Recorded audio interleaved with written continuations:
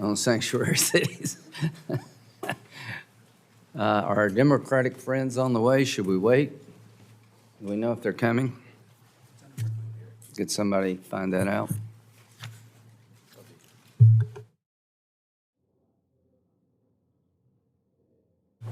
I will go ahead and make sure our Democratic colleagues can have their time and ask their questions. So we're the Budget Committee, the mighty Budget Committee that did reconciliation, and thank you very much. Greetings. Right on cue. I would hope this committee would take round 2 and see if we can do something on reconciliation in round 2. But that'd be up to a group of us and talk to the leadership about that. But this hearing today, I think, is timely. We're trying to look at the budget impact of a policy called sanctuary cities. Now, there are 200, I think, cities, 14 states, we got a chart here somewhere, that engage in the practice of sanctuary cities. Now, what is that practice? Local officials, state, local officials, basically have adopted a policy of not turning over to the federal government illegal immigrants subject to being turned over because they don't like the policy. They don't want to engage in deporting these people. Now, under President Obama, I think 3 million people were deported. Now, I don't believe any Republican refused to work with the federal government to deport these people. And when President Obama deported 3 million people, it was called being strong and good government. When we try to deport people as a result of being invaded by illegal immigrants for 4 years under the Biden administration, we're Nazis and bad guys. I don't buy that at all. I think most Americans would like to get control over our country and sovereignty over our nation. Immigration done right can be a tremendous benefit to the country. When you obliterate the borders for 4 years and people from all over the world flood in, you got a problem. And it needs to be fixed and cleaned up. As to ICE, if we can make ICE more professional, if we can do things at DHS that make it more professional, count me in. I think Mark Wayne Mullen would be a great secretary to do that. But to my Democratic colleagues, we'll never fix illegal immigration until you get to the source of the problem. And one of the problems we have is magnets to encourage future illegal immigration. Now, I got 12 sanctuary states, 200 cities.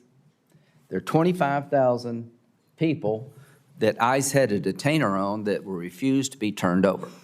Next one.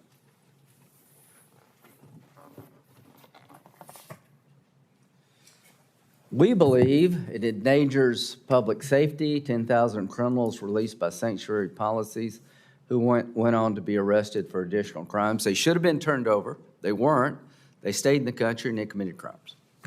$9 billion in fraud that we know of, and probably growing. 59% of legal immigrant households on government welfare programs costing taxpayers $42 billion a year. Well, that's some real money. Let me give you a real life example of what happens when you don't do this right. Fairfax, I think we're going to hear here in a minute from one of our sheriffs. Fairfax police warned prosecutors about repeat offender months before deadly bus stop stabbing. And this gentleman here, Bella, what's his name? Jalal, was in custody and had a pretty bad rap sheet.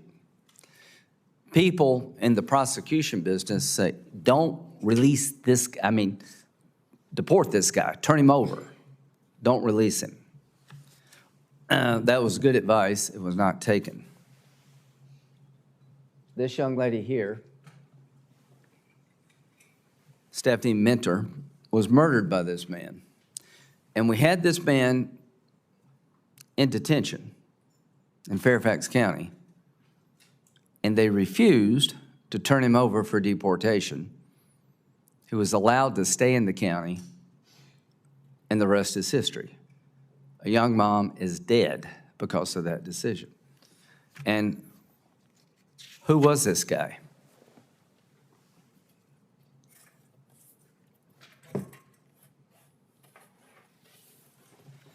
He came to the country in 2012. He was arrested 30 times, rape, malicious wounding, and assault. 2020, ICE submits a formal detainer to deport him.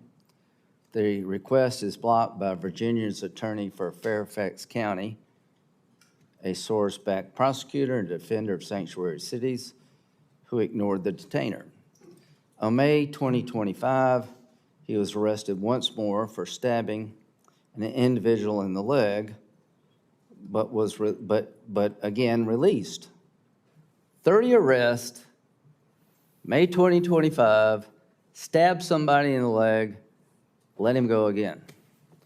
February 2026, just months later, he murders Miss Benter.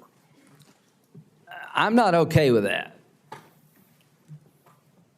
I think that's offensive to who we are as a rule of law nation, to the people in Fairfax County, to this district attorney.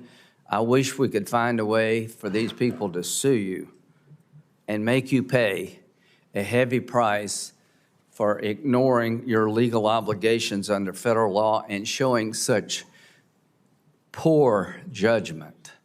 How many arrests is necessary? How many people need to be stabbed before a guy like that is deported? And what's the upside of keeping him here? Is this the model citizen we want to keep in America? Now, there's an ideology around Sanctuary City that needs to be broken, and we're here to break it. I've got legislation designed to change this dynamic. Going forward, if a local official or a governor, anybody, refuses to cooperate with federal government in turning over people subject to deportation under federal law, they can be prosecuted because they should be prosecuted.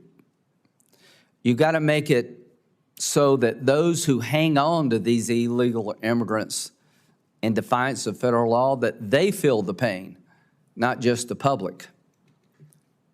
So my hope is that we can find a way forward to break the cycle of the damage being done from sanctuary cities, the cost incurred to the taxpayer, and what happened to Stephanie just like never happens again. We're not going to quit on this. If you want to defend it, you're welcome to do it. And this is not going away. You'll never have rational immigration as long as you have 12 states saying if you get here, you never leave. You're never going to fix this if you have 200 cities that practice sanctuary policy because the illegal immigrant believes I can get there and never leave. I've tried to work with Democrats, like many over here, to find a rational solution to our illegal immigration problem. We're not going to ignore 4 years of where Joe Biden obliterated our border. People came in from all over the world by tens of millions, flown into the interior of the country, and only God knows where they're at.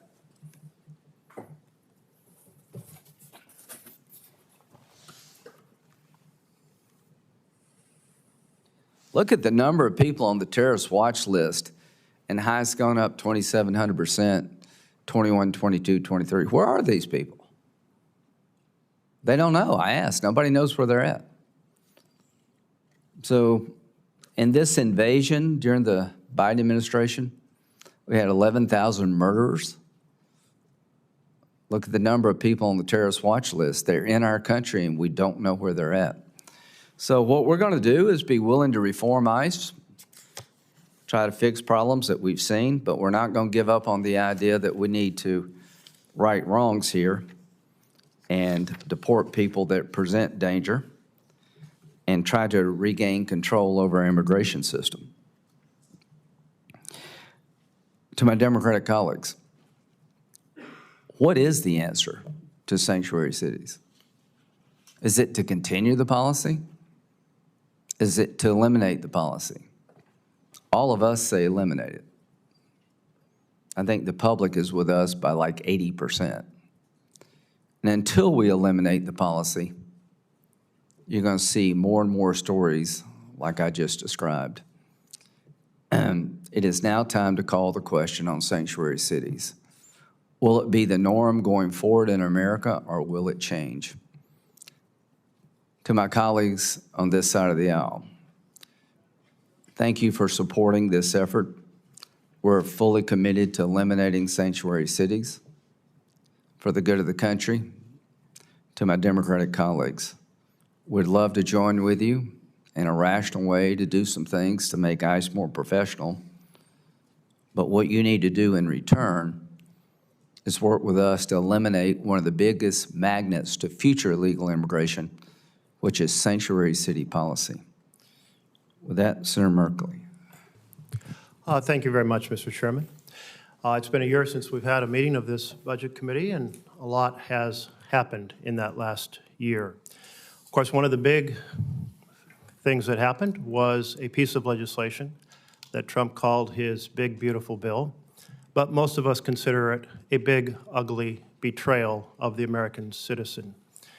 What did it proceed to do? Slash nutrition for hungry children, gutted health care for millions of families, enormously increase the wealth of the already wealthiest in our country. That's certainly not government by and for the people, that's government by and for the powerful. And it massively increased our national debt, estimated to be a $30 trillion increase over the next 30 years. And if interest rates are 1% higher than used in CBO model, call that a $50 trillion increase in national debt over the next 30 years. And it also massively increased the budget for ICE. I don't think you'll see many changes in budgets that look like this. You won't see a leap like this for housing in America, a fundamental need for families. You won't see this for health care in America. In fact, health care was savaged by the big, ugly bill. You won't see this for education in America, but you certainly see it for ICE. Now, these issues of the impact on nutrition budgets and healthcare budgets and housing budgets and deficit and debt and the budget for ICE, those are all very good topics for this committee to hold a hearing on. But we haven't held a hearing on that. Now, Trump has turned ICE into secret police. I can't believe that we now have secret police in America, but we do.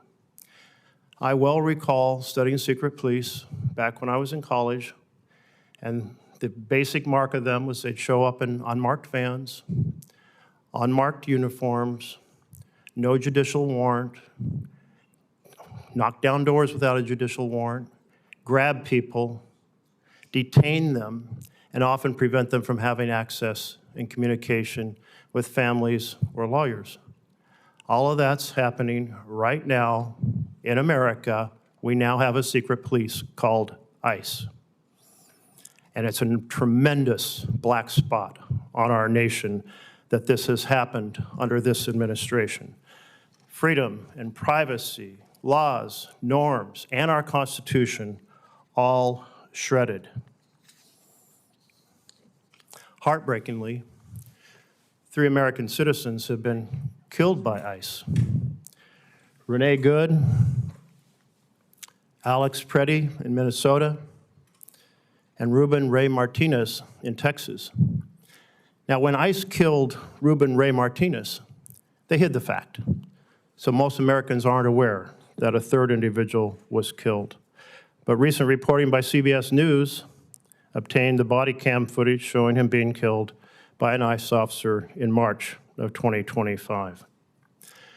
Now, ICE's budget has been increased by a factor of 7. The way that it operates has been dramatically changed from the norms of law and justice in a democratic republic to the strategy of secret police in an authoritarian regime. That would be a very good topic for a hearing, given how much ICE's budget has increased, and we should be holding and examining that question. Wars come with enormous costs. We know that the wars in the Middle East and Afghanistan and Iraq were staggering in terms of blood and treasure. More than 7,000 Americans killed, more than 50,000 Americans injured, often life-altering injuries, more than $6 trillion of national treasure expended. So here we are. America's at war. That'd be a good topic for a budget hearing. 7 U.S. service members already killed. The Pentagon estimating $1 billion a day. In fact, some of my colleagues have said it's $2 billion a day. A big change in expenditures and revenues. But none of those are the topics of today's hearing, the first we've had in a year. But we do have this topic that my colleague has pointed out, sanctuary cities. Well, sanctuary is a bit of a misnomer. Sanctuary states and cities are not places that are a safe haven where immigrants cannot be detained or deported. It refers to the decision that local police will serve as local police and not be commandeered to be assistant ICE agents. These policies are rooted in the 10th Amendment of the Constitution. And my colleagues across the aisle like to lean on states' rights. It's certainly a state right to refuse to have its local police commandeered to be assistant ICE agents. Assistants now to ICE operating as a secret police in the United States of America. So the idea that local police do local police work and ICE agents do ICE work is protected by our Constitution. But there's also a public safety rationale behind it. We know that when local police serve as local police, they build relationships with the community and decrease crime. Research shows that jurisdictions that choose for local police to be local police and not assistants to a secret police, refusing to be commandeered as a federal agent, they have a higher median household income, they have less poverty, they have less reliance on public assistance, they have lower unemployment. Those all sound like pretty good things to me. And they have lower crime rates. A 2022 study found that allowing local police to be local police, not commandeered to be assistant ICE agents, results in a decrease in crime rates in those communities. And why? Well, because in places where they do get commandeered to be assistant ICE agents, they get less information, less trust, less ability to prosecute, and crime goes up. So if my colleagues are all for crime, then persist in trying to violate the 10th Amendment and the wise wisdom of those states that see the wise separation with different roles. And there's nothing about local police being local police that hampers federal immigration enforcement. In fact, when people are arrested, fingerprints, data, crime are all put into a national database. So the federal government has all it needs. And if it wants to make sure that a person is handed over at the time that a person is completing their sentence in a local or state institution, all they have to do is get a judicial warrant. A judicial warrant. That's all that's required. We've already seen the harm that happens when the executive branch tells the executive branch that it's okay to override Americans' civil rights. The reason we have separation of powers in our Constitution, something being seriously eroded under this administration. So as a reminder, each of these issues, slashing nutrition assistance, gutting health care, increasing the wealth of billionaires, exploding deficits and debts, transforming ICE into a secret police, launching a war, are all appropriate issues this budget committee should be focused on. But the decision by cities and states to enhance public safety by having local police focus on local police issues is not a new change. And so it's puzzling to me why that's the decision for this first hearing in a year. What we know is that states and cities that let local police be local police do pretty damn well. With that in mind, I've invited two expert witnesses to join us today. Mr. David Bier from the Cato Institute, an expert on sanctuary policies, and the broader concerns about the Department of Homeland Security and its $170 billion for immigration enforcement with little accountability or oversight. Joining him is Mr. Brendan Duke from the Center on Budget and Policy Priorities, which focuses on critical budgetary concerns, including how the big, ugly betrayal law exploded our debt and raised the costs for working families. So I appreciate both of you joining us today. And while he's not able to join us for today's hearing, Oregon Attorney General Dan Rayfield has written a statement, and it explains how the home states, my home state, Oregon, how their policies to let police be police has assisted and helped him and the law enforcement officers keep Oregon communities safe. As he notes in his statement, Oregon's police policies have peacefully coexisted with 7 presidential administrations.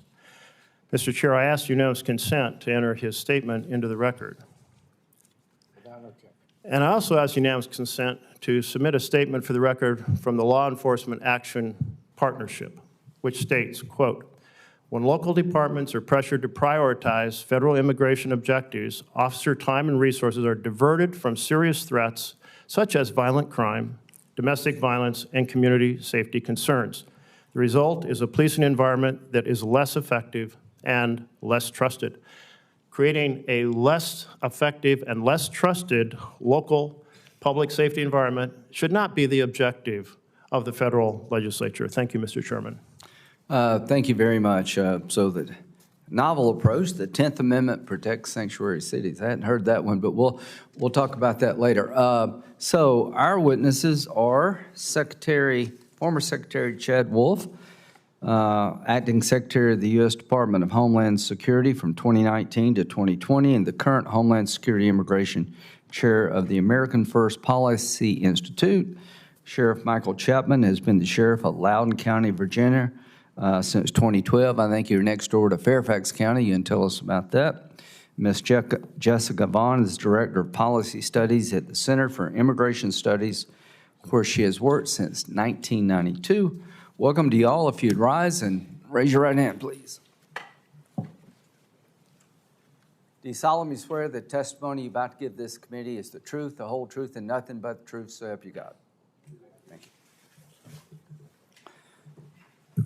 Welcome to y'all, Mr. Wolf.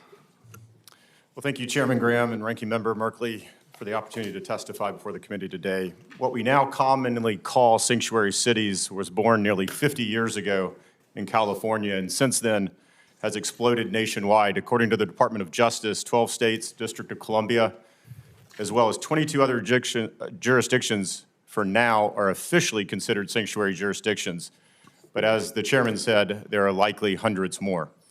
According to a 2024 report, nearly 8 million illegal aliens resided in those jurisdictions, and 1 in every 3 Americans, or 120 million Americans, live in sanctuary jurisdictions. To be clear, this is not a localized phenomenon. Ultimately, sanctuary policies affect every American.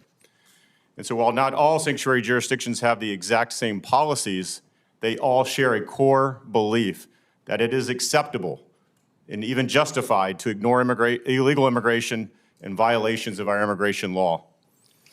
But our law is clear. Title 8, Section 1227 clearly states that aliens who enter the U.S. illegally or otherwise in the U.S. without lawful authorization are, in fact, removable.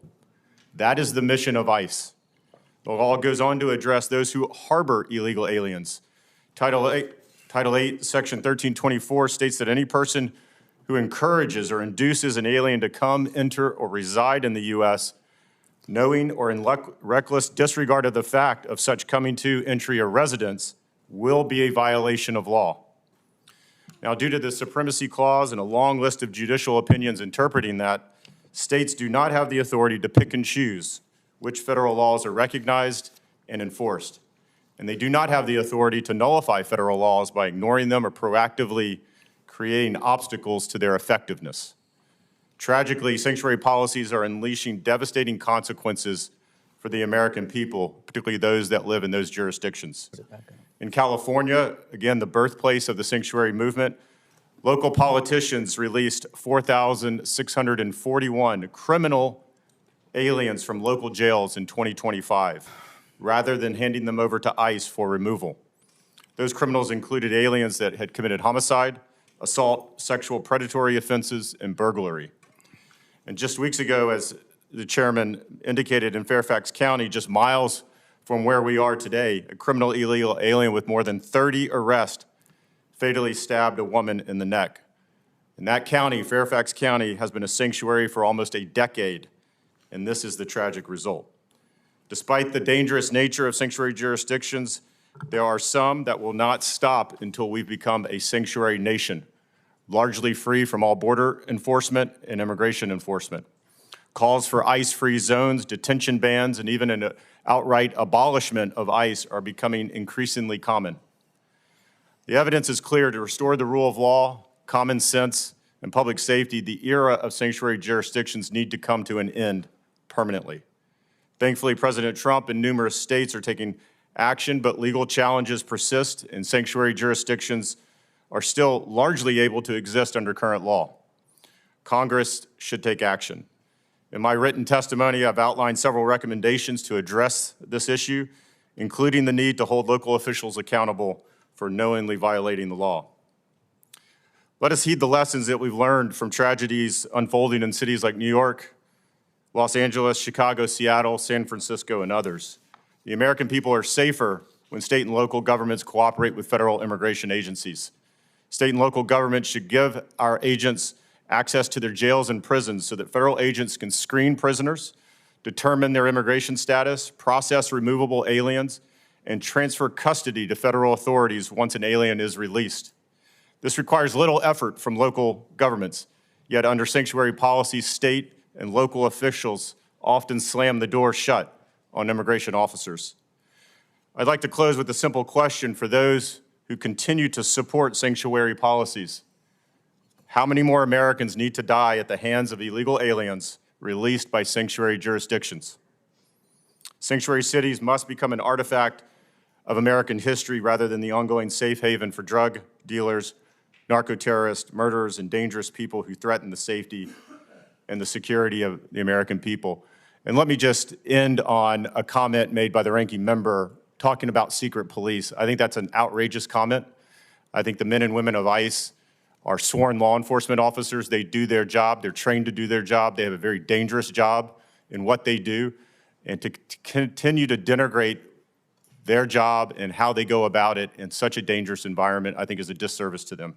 Mr. Chairman, since the testimony involves the comment I made, I will just reply that if you don't want to be secret police, don't act like secret police. And I laid out the factual basis on exactly all the qualities that they are utilizing now that are the hallmark of secret police around the world. Thank you. Chairman Graham, Ranking Member Senator Merkley, and other members of the committee. I am Loudoun County Sheriff Mike Chapman and lead Virginia's most complex and largest full-service sheriff's office, employing over 900. Loudoun County sits just outside of Washington, D.C., and is home to Leesburg, Middleburg, and the Dulles International Airport.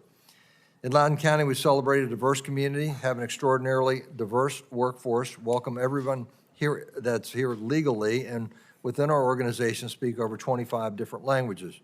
I have served 47 years in this profession as a local police officer, a career DEA special agent, and for the past 14 years as an elected sheriff.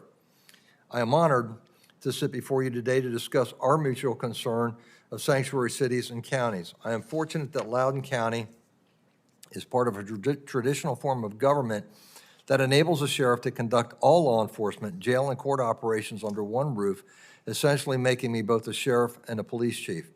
This differs significantly from our surrounding jurisdictions where appointed county, city, and town police chiefs are the norm. Loudoun's form of government has enabled me to make decisions in the best interests of our citizens, free of mandated political agendas. It has also allowed me to be the only Republican law enforcement leader in all of Northern Virginia. That responsibility is a double-edged sword. While I don't answer to our 7-2 Democrat Board of Supervisors for policy decisions, I do receive my budget from them. This dichotomy causes significant friction, making this a very challenging area. Our system of government, however, provides our citizens with a check and balance. We endured a 2-year battle with our Board of Supervisors who pursued converting our sheriff's office into a police department several years ago to exercise complete power and control over our agency. We defeated this aggressive action because our citizens ultimately decided that they prefer having a direct voice in who leads their public safety through the election process. This system and our common sense approach to problems putting citizens first is why the Sheriff's Office has been awarded Favorite Government Service for 2 years running in our local newspaper, and why I've been selected as Favorite Public Servant for the past 5 years. Regarding immigration, it is important to distinguish criminal aliens who pose a threat to our community from immigrants here legally. Consequently, while our surrounding jurisdictions choose to be sanctuaries, not make this distinction, and not honor ICE detainers, we do just the opposite. We have always cooperated with all of our state, local, and federal counterparts, including ICE, and have routinely notified ICE of those in our custody for criminal offenses who also had active detainers issued by ICE regardless of the presidential administration. We honor all detainers and warrants from other law enforcement jurisdictions, just as I would expect them to honor ours. These practices likely contribute to why our agency has the lowest crime rate in the entire Washington, D.C., Northern Virginia area, and is one of the safest counties in the entire United States. That doesn't mean we're exempt from problems related to illegal immigration. In 2024, we experienced 5 homicides, 3 of which were committed by people here illegally. 2 of the 3 were committed by an MS-13 gang member. In a neighboring county, one that refuses to contact ICE regarding the criminals they arrest, 2 homicides were committed in just over the past 2 months. One occurred within 24 hours after the criminal who had an outstanding ICE detainer on him was released from jail without any notification to ICE. The other, police questioned why the subject had been released and warned the prosecutor of danger, stating not if but when he would assault again, resulting in a grandmother being stabbed to death at a bus stop. This exemplifies what happens with sanctuary counties. Law enforcement's hands are tied by politicians and political agendas. Last year, I signed a 287G Warrant Service Officer Program agreement, which enabled us to hold a person arrested for a criminal violation an additional 48 hours for ICE in the event ICE couldn't pick them up immediately. This enabled us to safely turn over criminal illegal aliens to ICE who otherwise would have been released into our community and could pose an additional threat to our residents. This simple process has kept ICE from having to conduct street operations in our area. I have told my community that not turning over criminal aliens to ICE who could endanger our residents would be irresponsible and dangerous to the very people I've sworn an oath to protect. This process, which has worked well for us, is likely to become far more challenging considering the legislation currently in motion in Richmond. Our governor rescinded the previous administration's executive order which enabled jurisdictions to cooperate with ICE. This was followed by legislation proposed by both houses of our General Assembly, which, if passed and signed by the governor, will likely require judicial warrants from ICE for local law enforcement to act on anything. Considering immigration is a civil offense, this action will no doubt force us to release detainees incarcerated by us for criminal offenses unrelated to immigration back into our communities where they could pose an additional threat to our citizens. If this committee can exercise any leverage to influence a different outcome, I am confident that law enforcement officials throughout Virginia and other locations who are familiar with these challenges would be grateful. We take our job seriously and want to keep all of our citizens safe. Thank you for your attention, and I look forward to answering any questions. Good morning, and thank you. More than half of removable aliens live in those jurisdictions that have sanctuary policies intended to hinder immigration enforcement and prohibit cooperation between state and local law enforcement and federal immigration enforcement, which is almost always a violation of federal law and imposes enormous costs on taxpayers. My organization has been tracking these policies since 2015, and we maintain a list and map of jurisdictions and policies on our website. Those who promote sanctuary policies often claim that they're needed to build trust with immigrants so that they'll report crimes or to avoid distracting local law enforcement agencies with immigration enforcement. These claims are disproven and disingenuous. In fact, sanctuary policies are an irrational political response based on disagreement with federal immigration policy and opposition to enforcement of immigration laws. The motivations for sanctuary policies are ideological and political, but the cost of sanctuary policies is unfortunately very tangible. First, the public safety costs. And these are the most significant and problematic. Between October of 2022 and February of 2025, sanctuary jurisdictions refused more than 26,000 detainers for criminal aliens. Half of these were in California, and large numbers also were released in Illinois, Virginia, Massachusetts, and Connecticut. The individual jails that released the most were Santa Clara County, California, Cook County, Illinois, and Fairfax County, Virginia. In 2024 alone, the Fairfax County Sheriff declined to honor 744 detainers for criminals that she had in custody. That's more than 2 a day. Some of these are gang members with long rap sheets who get arrested over and over, costing county taxpayers untold sums in repeated crimes, prosecution, and incarceration. Others are child predators and sex offenders. Oregon is another place that protects criminal aliens with strict sanctuary policies. Last fall, ICE actually had to issue subpoenas just to try to get 4 Oregon sheriffs to share information on violent felons who had been released despite ICE detainers. They had convictions for rape, assault, child exploitation, and kidnapping, among other crimes. What possible reason can there be for not cooperating with ICE for their removal? It's certainly not a public safety reason. And it seems as if they actually want to make immigration enforcement as costly and labor-intensive as possible. Besides blocking law enforcement agencies from cooperating with ICE, sanctuary states typically have other policies that attract illegal settlement and thus burden taxpayers with support of illegal immigrants. Besides funding emergency health care and schooling for all, a number of sanctuary states go farther and choose to provide Medicaid, subsidized health insurance, nutrition assistance, housing, and much more. Illegal immigrants use these welfare programs in large numbers. My organization has found that over 60% of illegal alien-headed households are using at least one form of welfare program, and usually more than one, at a cost of tens of billions of dollars to taxpayers. This is why any resources spent on immigration enforcement actually save taxpayer money in the long run. It is my repeated observation that the politicians who support sanctuary policies are not moved by the costs or the pain their policies have caused American families. Victims like Stephanie Minter, Denny McCann, Drew Rosenberg, Matthew Denise, Dominic Durden, Laken Riley, and Kate Steinle, and so many others. These are priceless lives lost to sanctuary policies, and it's wrong to trivialize their loss as a statistical blip. Some states like South Carolina, Florida, and Texas have banned sanctuary policies. The Trump administration is making progress through outreach and litigation, but while the federal government likely cannot force sanctuary jurisdictions to do the right thing, it can create consequences for sanctuaries. Congress needs to create additional consequences like disqualification from certain federal funding, so that taxpayers are not subsidizing sanctuaries.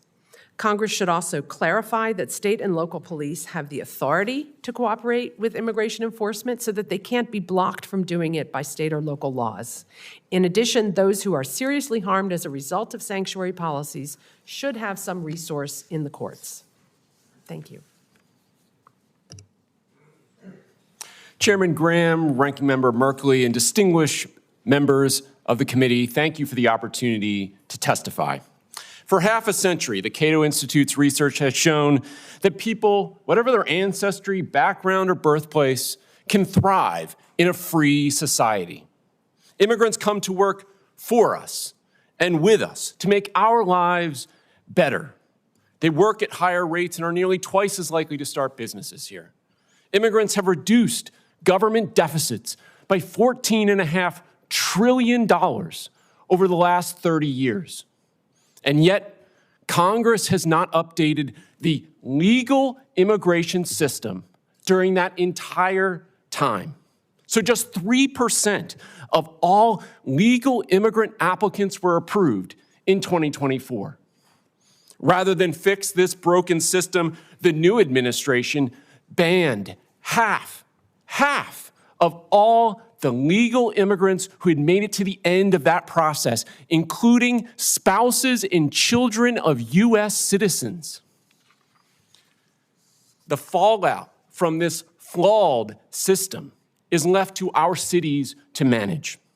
In many areas, 1 in 5 residents lives with someone here illegally.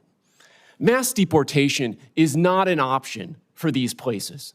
It is an attack on them. It is taking Americans away from their spouses, parents, pastors, parishioners, employees, employers, customers, and friends. It's not us Americans versus them immigrants. Cities know immigrants are part of us. They also know that immigrants are here to build, not destroy. A mountain, literally a mountain of research proves that immigrants and reasonable limits on participation with ICE do not increase crime rates. Immigrants, even illegal immigrants, are half as likely to be incarcerated for crimes in the United States. According to DHS, only about 3% of illegal immigrants have any criminal convictions. Immigrants reduce crime rates, which means you're less likely to be a victim of a crime. Let me be clear. When a non-citizen does victimize someone, they should be convicted, imprisoned, and deported.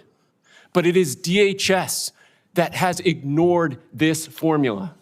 Just 28% of the people detained by ICE right now were convicted of any crime at all. This is no surprise. DHS has abandoned its public safety mission.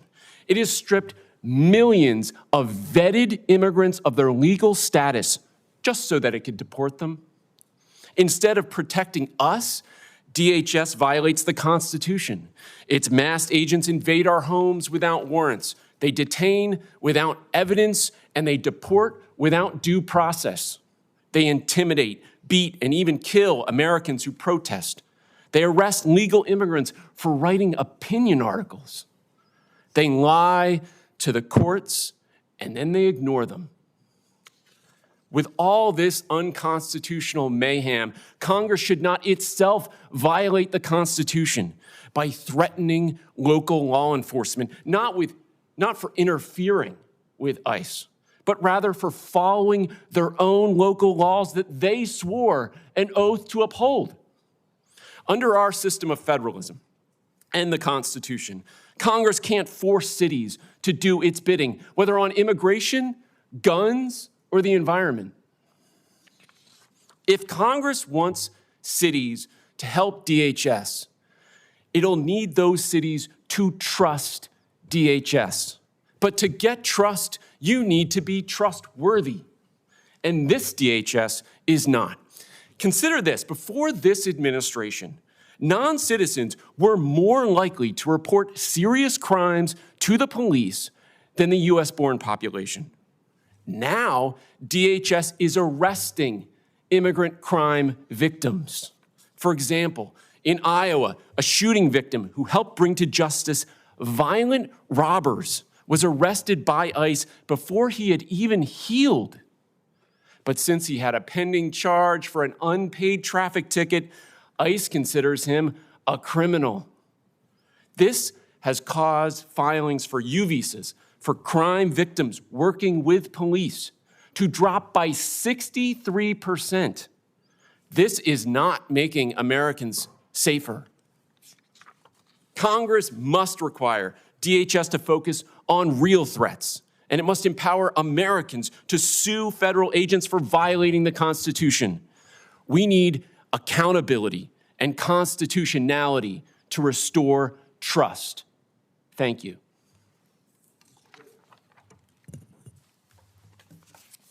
Thank you, Chair Graham, Ranking Member Merkley, and members of the Budget Committee. My name is Brendan Duke, and I'm Senior Director for Federal Budget Policy at the Center on Budget and Policy Priorities. The Center on Budget is a nonpartisan research and policy institute that advances federal and state policies to help build a country where everyone has the resources they need to thrive and share the nation's prosperity. Let me first begin with an overview of our fiscal situation for the Budget Committee. Analyses typically focus on government spending and revenue as shares of the economy. In 2025, revenue was 17%, which is around the same level as in 1985. Programmatic spending, on the other hand, grew 0.7 of a percentage point since 1985. But Social Security and Medicare are responsible for more than 100% of the increase in spending because the country has gotten older. That is nobody's fault. I'm sure everyone on this committee wishes they had the same knees or back they did 40 years ago. Similarly, we all wish we had the demographics and ratio of working-age Americans to retirees that we had 40 years ago. The combination of population aging and basic arithmetic means we will face a choice between raising revenue past the 17% of GDP level set when the country's demographics were more favorable, or making drastic cuts to important programs. The retirement of the baby boom was a predictable and predicted development.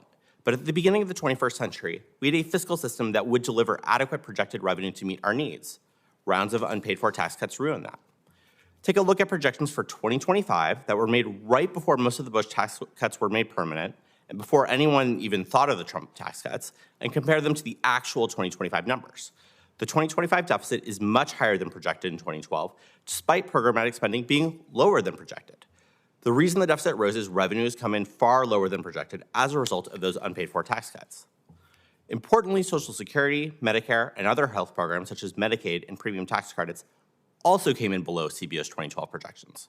What all of this ultimately shows is that it's entirely possible to meet our commitments to seniors while ensuring millions of low and moderate income Americans have health care and food if we are willing to raise the revenue to do so. Instead, Congress made a different choice last summer. The giant reconciliation bill adds $3.4 trillion to the deficit as it extends tax cuts tilted to the wealthy despite cutting SNAP and Medicaid by about 20% by 2034. CBO more recently estimated this figure at $4.7 trillion over the new budget window and including interest. Notably, this $3.4 trillion cost is higher than the cost of extending all of the expiring tax cuts for all families, including for millionaires, but without the cuts to SNAP and Medicaid. And it would have cost far less than to extend the tax cuts for the 98% of families making under $400,000 without those cuts to SNAP and Medicaid. In other words, the cuts to healthcare and food assistance in the reconciliation bill were entirely the result of Congress's choice to load the bill with tax cuts beyond the 2017 tax cuts, along with large increases for defense and immigration enforcement. The result is millions of low-income families will lose the ability to afford the high cost of groceries or go to the doctor when they're sick, cuts that a vast majority of the public staunchly oppose. Moreover, the entire cost of the tax cut was essentially offset by the Trump administration's decision to raise taxes on imported goods. Cutting income taxes financed by taxes on imported goods is a poor trade. It is both economically inefficient and further pushes the burden of financing the government from high-income to low- and middle-income families.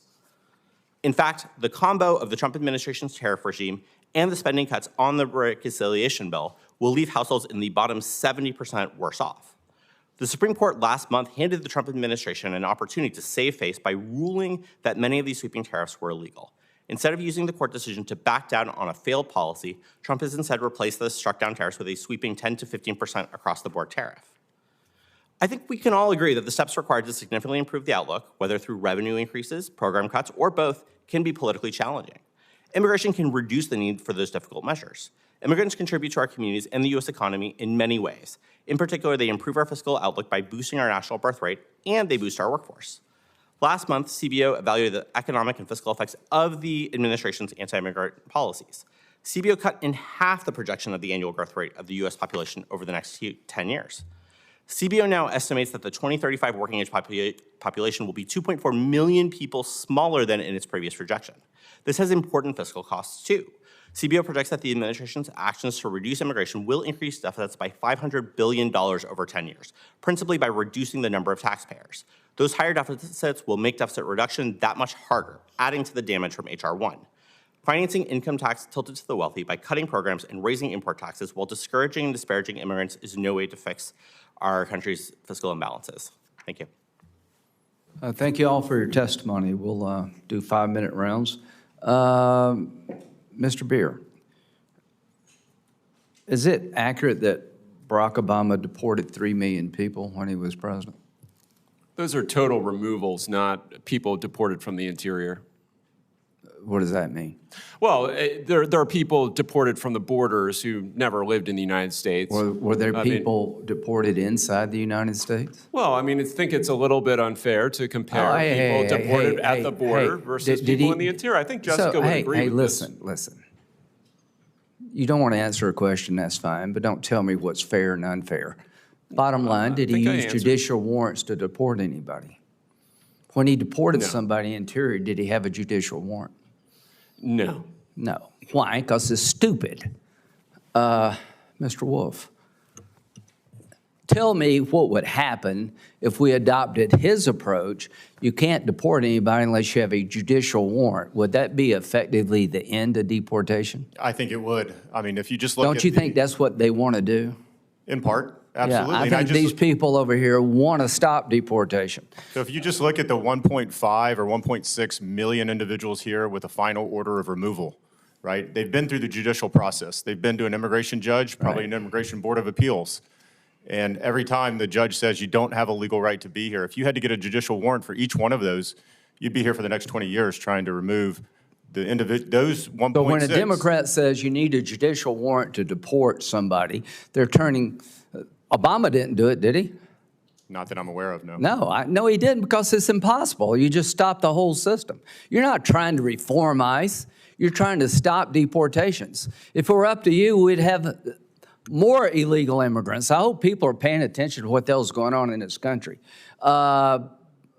Sheriff, tell me about what it's like to live next to a sanctuary county.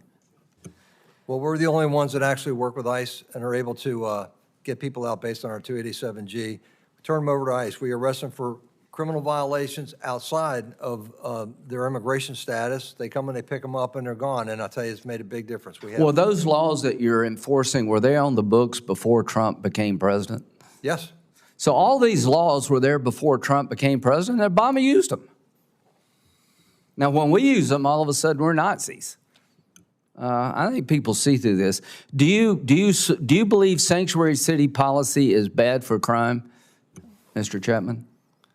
I do. I think, the ability, if you look at us and compare it to our next door neighbor there, they, I think, maybe have notified ICE maybe about 7 times. Last year, where it was 184 times for us.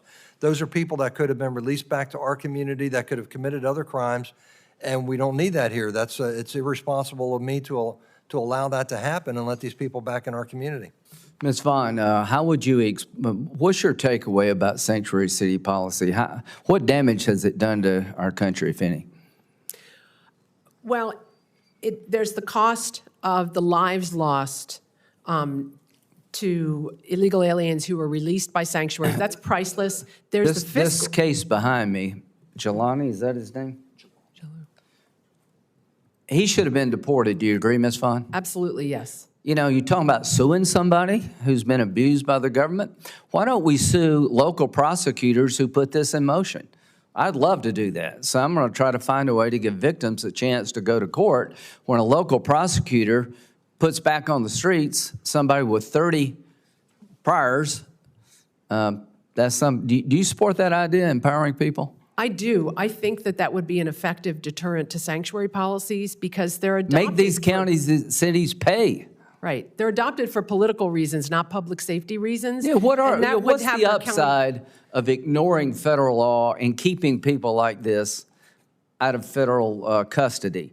It's a political choice. So let me ask you this question.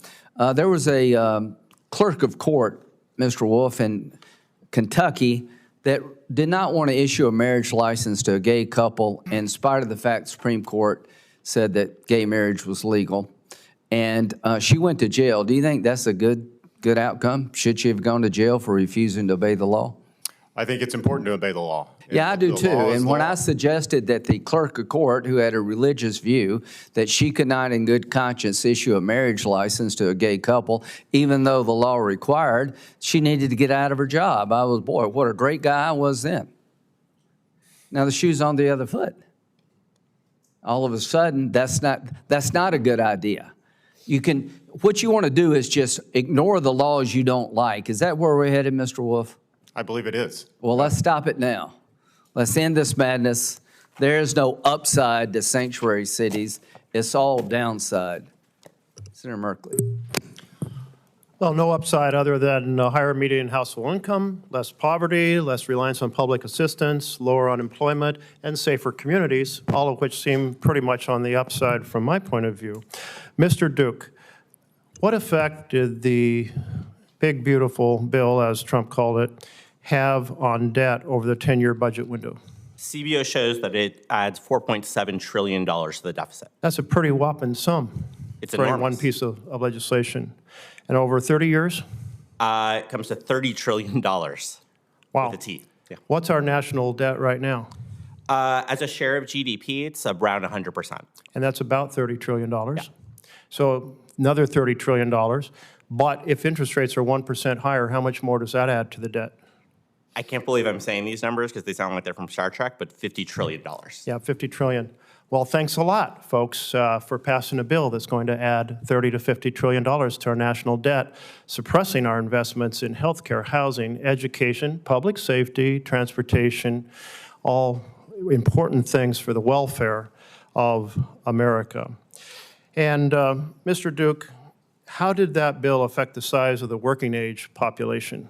Yeah, so basically the combination of that, so first that bill funded ICE a lot, as you showed. And CBO says that it is going to shrink the number of people who are in the workforce because they are going to leave the country or be in detention camps. That directly shrinks our tax base. Okay, so that has an overall effect on the GDP of our nation. Fewer working people means a smaller GDP. Okay. Mr. Bier, in states or cities that have policies, referred to as sanctuary policies, but more accurately, that dedicate local police to doing local police work, does those locations fully cooperate in detaining somebody when there's a judicial warrant for them? Yes, absolutely. They turn over anyone subject to a criminal matter upon notice by the federal government that they have a warrant. So those jurisdictions have entered into the FBI federal database, fingerprints, arrest record, what that person's being detained for, how long they're being sentenced. Federal government has all that information. Exactly, yes. So they could go and get those individuals anytime they want. And in this case in Virginia, for example, the Lake and Riley Act, which they all supported, directed the Department of Homeland Security to get those people. And instead of getting those people, they're out on the streets profiling random Hispanic workers going to their jobs. So it's a total misdirection to blame the county when the Department of Homeland Security isn't even following the law that they passed. Why not? Since they could get that warrant and pick up those individuals who have created violent crimes. Because the White House has created an arrest quota that's the only metric for success for them. How many arrests can you make today? And the fastest way to make arrests is indiscriminate raids, indiscriminate profiling of people on the street. That's what's led to this huge jump in the number of people and the, frankly, chaos that we're seeing in cities across the country. So there was a chart in your longer written testimony showing that only 5% of the individuals booked by ICE have ever had a violent criminal conviction.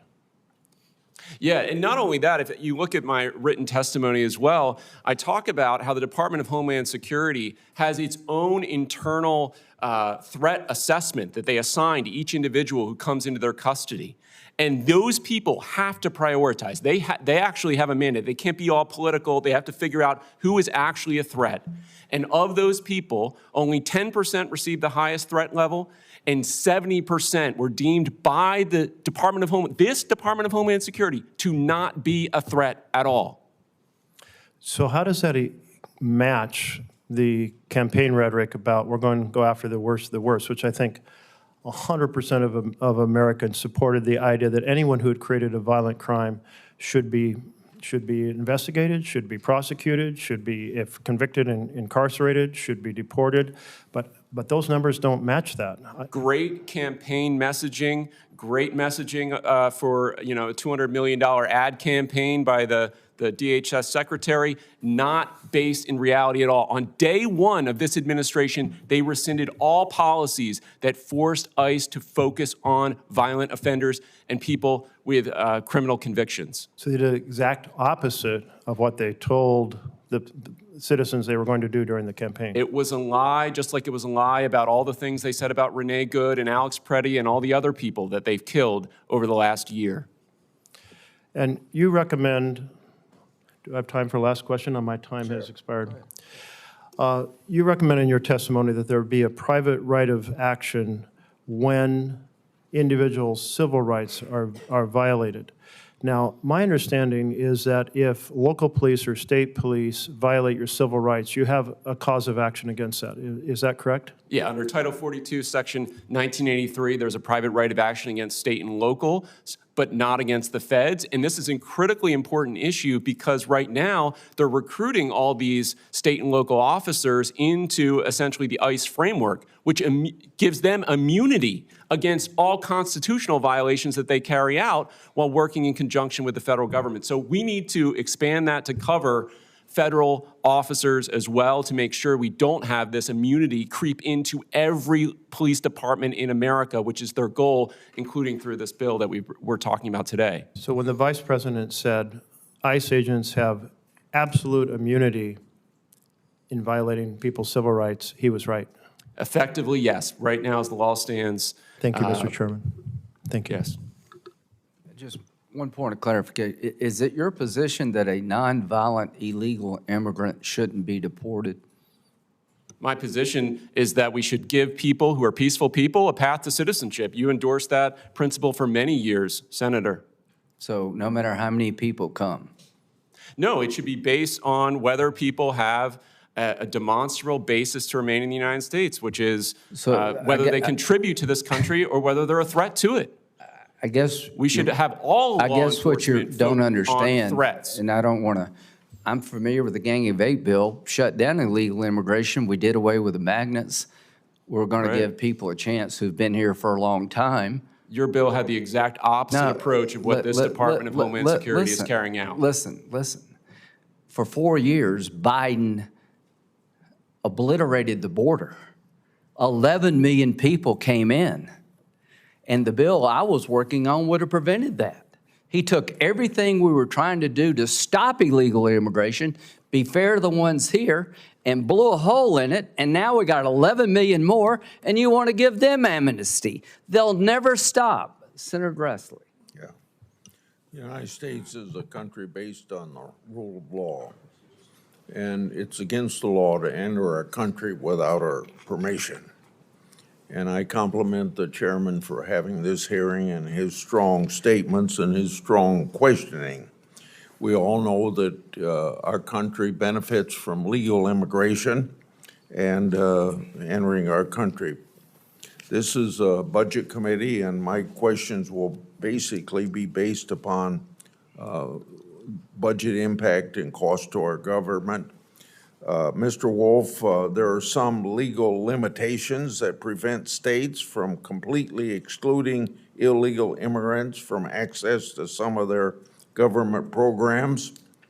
What are those limitations and what immediate steps, considering those limitations, can the federal government take to minimize the fiscal burden of sanctuary jurisdictions? Yeah, I think when we talk about public benefits, whether they're federal or state benefits, I think, and the chairman, I believe, mentioned this earlier, these are strong magnets of why folks decide to come to the United States illegally. Now, there's a variety of different reasons for them to do so, but if they're able to stay in a jurisdiction that shields them from law enforcement, that provides public benefits, particularly at the state level, but also at the federal level, both need to be looked at, that continues to incentivize those individuals to come and to stay. And so when you look at how to secure the country, it's not only border security, it's a big part of it, but it's also getting at these pull factors, and those public benefits are a big part of that. I think the American people are generous. I think they want to help people that need true help, but to have folks that come here to the country illegally, choose to stay illegally, have no protections under U.S. law, and continue to get public benefits, I think that's where the American people draw the line. Ms. Vaughan, sanctuary jurisdictions frame their policy as squarely a matter of local policy, but we know these policies have both broader public safety and fiscal effects on areas beyond their border. So what are some examples of the cost to both the federal government and the state government caused by sanctuary policies that are often forgotten or overlooked, with emphasis upon forgotten or overlooked? Well, I think too many of the victims of these policies have been forgotten. I named a few of them, but these families are still suffering silently. Another forgotten cost is the cost of providing benefits, taxpayer-funded social services to illegal alien households. And federal law currently allows states to choose to do that if their legislature approves it at enormous costs. And some of those dollars are federal dollars, so all of us as Americans share the cost burden of that arrangement, and Congress can do something about that. There's also the cost of the erosion of the integrity of our immigration system when individual states and jurisdictions and local jurisdictions can obstruct the enforcement of federal laws that are passed by Congress without consequence. Even though many of these sanctuary policies are clearly in violation of Section 1373 and 1644 of the Immigration Act. And so, it's a slap in the face to legal immigrants to allow these policies that shield individuals from immigration enforcement, most of whom are criminal aliens. Immigrants don't want to live with these policies either. Something like 70% of the American public is opposed to sanctuary policies for all of these reasons.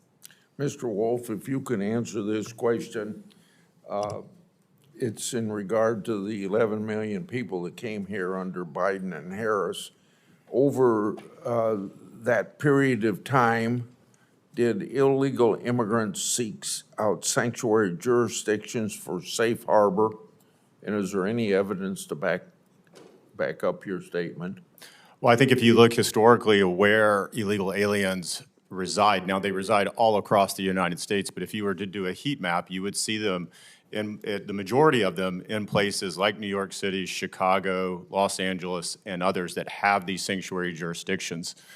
So yes, I do believe over time that illegal aliens do tend to go to these types of jurisdictions. I got 6 seconds left. Sheriff Chapman, what are some examples of state and local cost increases those jurisdictions incur? Well, I look at the funding that goes to our state and local, the folks that surround us, and folks that do not support, the immigration policies here, and the funding that they get. And I think if that was curtailed, maybe they might look at this a lot more seriously. But it is a cost to us. It's a cost to putting people out there. You're talking about more homicides. What you're talking about, we've had our share locally here, and certainly as the chairman brought up, and we've had them in Loudoun County. And it's a human factor that is really important here. We want to keep our people safe and keep them alive. Senator Whitehouse. Thank you, Chairman. Holland, I apologize. Thank you. Thank you, Mr. Chairman. Mr. Wolf, if I could start with you. You would agree that in America, people have the right to peacefully protest under the First Amendment, right? Correct. You would agree that people have the constitutional right to due process, right? Correct. Would you agree with Kristi Noem, who characterized Renee Good as a domestic terrorist? Is Renee Good a domestic terrorist in your view? I've been very clear on this point when that incident occurred, as well as the Preddy incident as well, is to let that investigation play out before any comments are made about the motives of any of the individuals involved, including the law enforcement officers. So clearly it was wrong to label them domestic terrorists, right? Again, I'm not at the department. I don't know what the information she had. If you're asking me my opinion, I would have waited till the investigation play out before I rendered any decision. So you think it's still an open question as to whether or not they're domestic terrorists? Again, I'm going to let the investigation It sounds like play you out. do, which I think, the country has seen the videos, okay? So I find it outrageous that you would sit here today and hold open the idea that they were domestic terrorists. Their parents and their loved ones deserve an apology from the U.S. government, and I found it outrageous that you're taking the position that you are I'm not here taking today. that position. Yes, you are. By taking no position and leaving on the table the notion that they're domestic terrorists, you are taking a position. Mr. Bier, thank you for emphasizing the big lie that what the Trump administration is doing is going after the worst of the worst. As Senator Merkley pointed out, and as you've shown, that's just not true. I mean, nobody wants people who are here illegally committing violent crimes. But the overwhelming majority of people who are in detention right now, by ICE's own admission, pose no risk to public safety. Is that right? That's right. Over 70% were given no threat level at all. They could be released right now without a threat to the public. Yeah. So this is just such a big lie. I mean, that's what we're seeing playing out in this forum and out of the White House from people like Stephen Miller and the President of the United States. Could you talk about another big lie? We do know that the so-called big beautiful bill, as Republicans called it, increased the debt massively, like over $4 trillion, right? They gave tax cuts to billionaires permanently. They cut health programs. They cut food safety, food programs. They had a walloping increase for ICE, like 7 times its regular budget. And at the same time, we hear people like Stevie Miller and others claiming that it's actually immigrants who are the cause of increasing our deficits and debt. In fact, they've said that immigration is the cause of the growing national debt, and immigrants take more from the country than they contribute. Now, Mr. Bier, you've looked at this question very closely. Could you just respond to what I think is the second big lie? Yeah, over the last 30 years, we looked at all the government budgets, federal, state, and local combined. Immigrants reduced deficits by $14.5 trillion, which is about a third of all of the total deficits during that period of time. And it's easy to understand why, because they work at 12 percentage points higher than the national average. They use less benefits because they're subject to constraints, unique barriers to applying for those benefits, in particular Social Security and Medicare, where those are by far our largest programs, and they're not eligible for those at all if they're here in the country illegally, or if they came legally and they don't have a sufficient work history to qualify. So you have clear reasons for believing that they are reducing the deficits and debt. They are a benefit to this country, and we need more people who are going to contribute in the future as our population ages. Could you amplify a little more on the issue of Medicare and Social Security? Because those, trust funds in just a couple years, there won't, be enough to pay out full on the dollar for Social Security and Medicare. That's As right. you pointed out, there are many immigrants that are paying in to that, but not paying out. So could you just elaborate on that? According to the Social Security Administration, we need about 35 million more workers in order to keep revenues equal to expenses by the middle of the 2030s. So we are at a position right now where immigration is not going to solve it. Obviously, it's not going to solve it, but it is moving us in the right direction. These are people who are showing up. They're ready to work. They're often prime age individuals who are ready to enter the labor force. So it's a huge benefit fiscally to the United States to have these people who want to contribute to our country. Thank you. And thank you for exposing two of the big lies coming out of the Trump administration. Thank you. Thank you. The information we have is that 64% of the people encountered buys are either convicted or pending criminal charges. So if somebody's wrong, we'll find out who's lying. Thank you, Mr. Chairman. Yeah, let's talk about some realities here. The ranking member talked about the funding for ICE rose dramatically this first year of the Trump administration. Well, this is why. Because for the previous 4 years, President Biden and the Democrats opened up the border. Now, I like this chart. First of all, save the president's life. But the other reason I like this chart is it shows cause and effect. And the catalyst for this explosion in illegal immigration really was deferred action on childhood arrival. That's what sparked this. That created the first incentive for people to come to this country illegally. That started the first wave. Now, back in 2014, these were massive numbers. I remember President Obama calling 2,000 a day was, a humanitarian crisis. I think under Biden, we had over 14,000 a day average. So, Mr. Wolf, you were acting secretary trying to clean up the Obama mess. I remember leading a delegation down to McAllen, Texas during the Obama administration where we looked at the facility they set up, and everybody, Democrat, Republican, were singing the praises of DHS for kind of skirting the rules and establishing a facility that would keep the children safe as they were being encountered and detained across the border because of the incentive of DACA. A couple years later, in the Trump administration, that exact same facility, all of a sudden now the Democrats are calling that kids in cages. But I mean, first of all, will you just confirm the fact that that was the exact same facility that we praised in 2014, and all of a sudden, 2017, those are kids in cages? That's correct. Those were Border Patrol facilities.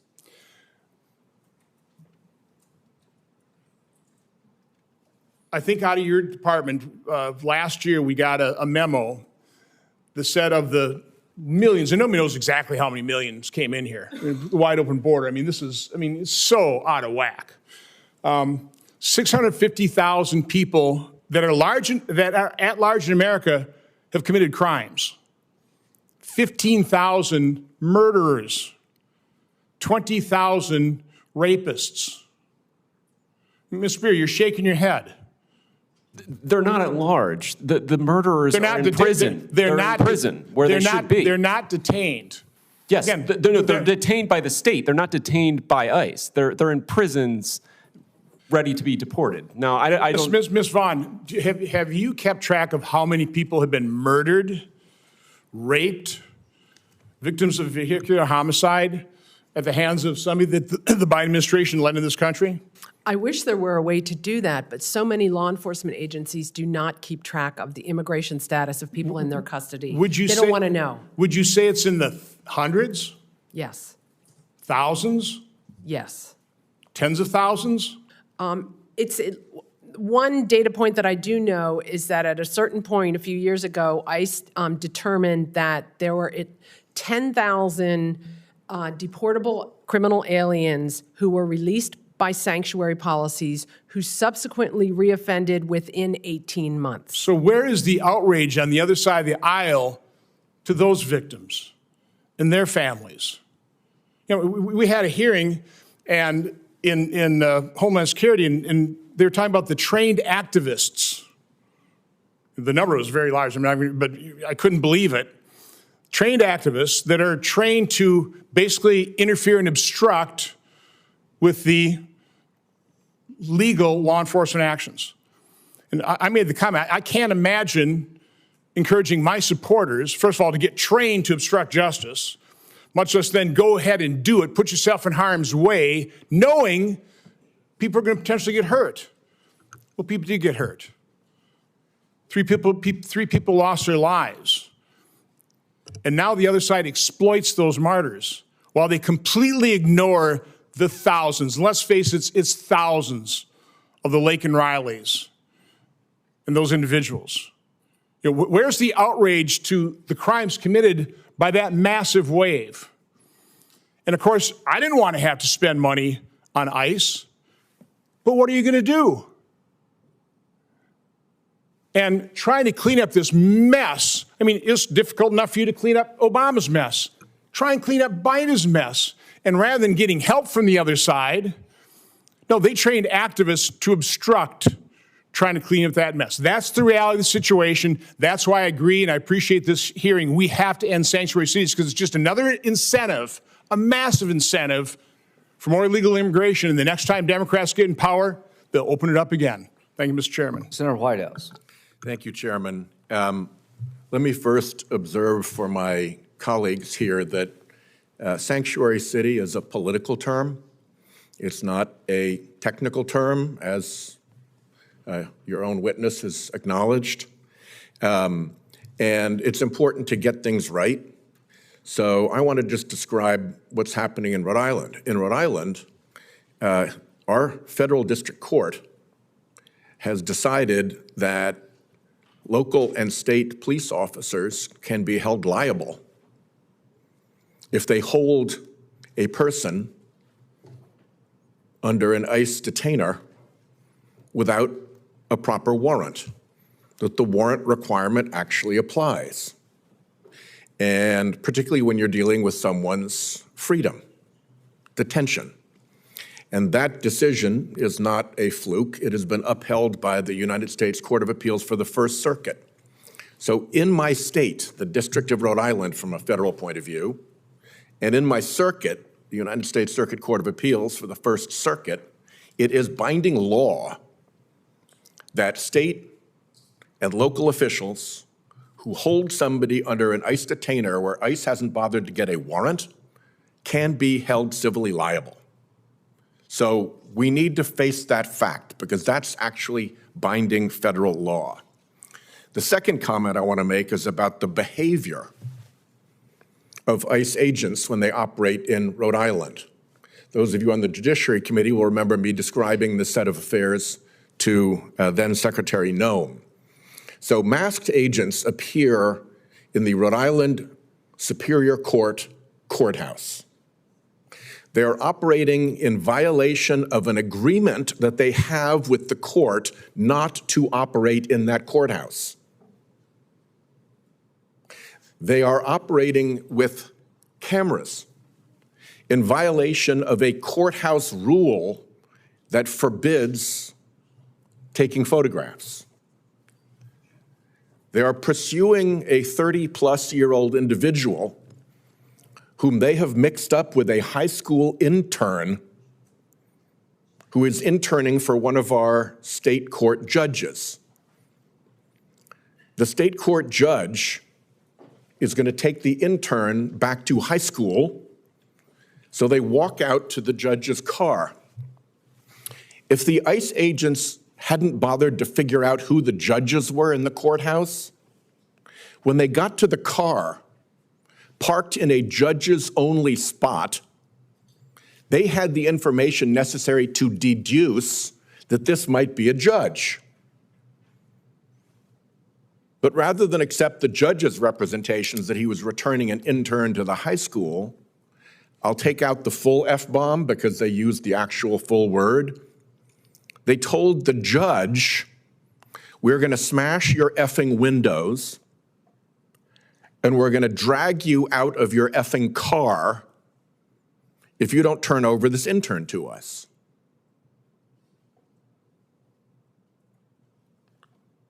And then they grabbed the intern and they took him into another car for half an hour and figured out that the high school intern was not the 30-plus-year-old person they purported to be looking for. Why would regular law enforcement, why would those sheriffs in the courthouse want to cooperate with an agency whose law enforcement behavior is so wildly irresponsible and unprofessional? It's hard to imagine. And when I asked Secretary Noem about the problem of deconfliction, I think pretty much everybody in law enforcement understands what deconfliction is. Even if the state police aren't cooperating with the Bristol police, When they run in to do a raid in Bristol, they will let the Bristol police know that they're going to do a raid so that when calls come in about cars in the street or people with guns or whatever, the local police department know what's going on. Deconfliction is elementary stuff that is taught to law enforcement. And yet, ICE refuses to deconflict. And the secretary didn't know the difference between deconfliction and cooperation. So clearly there's a massive hole in the way in which DHS thinks about this stuff. And it is in that environment that I think a lot of sensible decisions are being made by local police chiefs about whether they want to cooperate with an organization that behaves in unreasonable and unprofessional ways, that threatens judges with violence,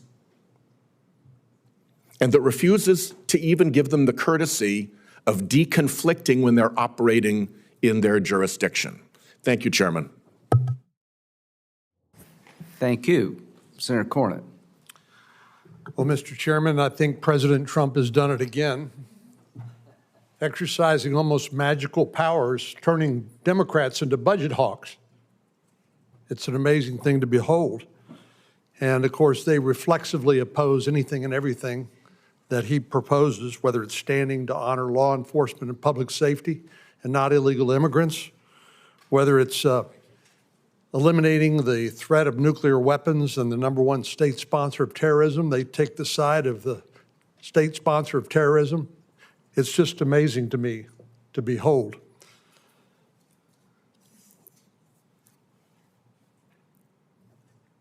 Sheriff, I was struck by the ranking member's introduction to his comments. He said, let the police be the police. And I assume that would extend to other law enforcement officers like you and the sheriffs and other folks who maintain public safety.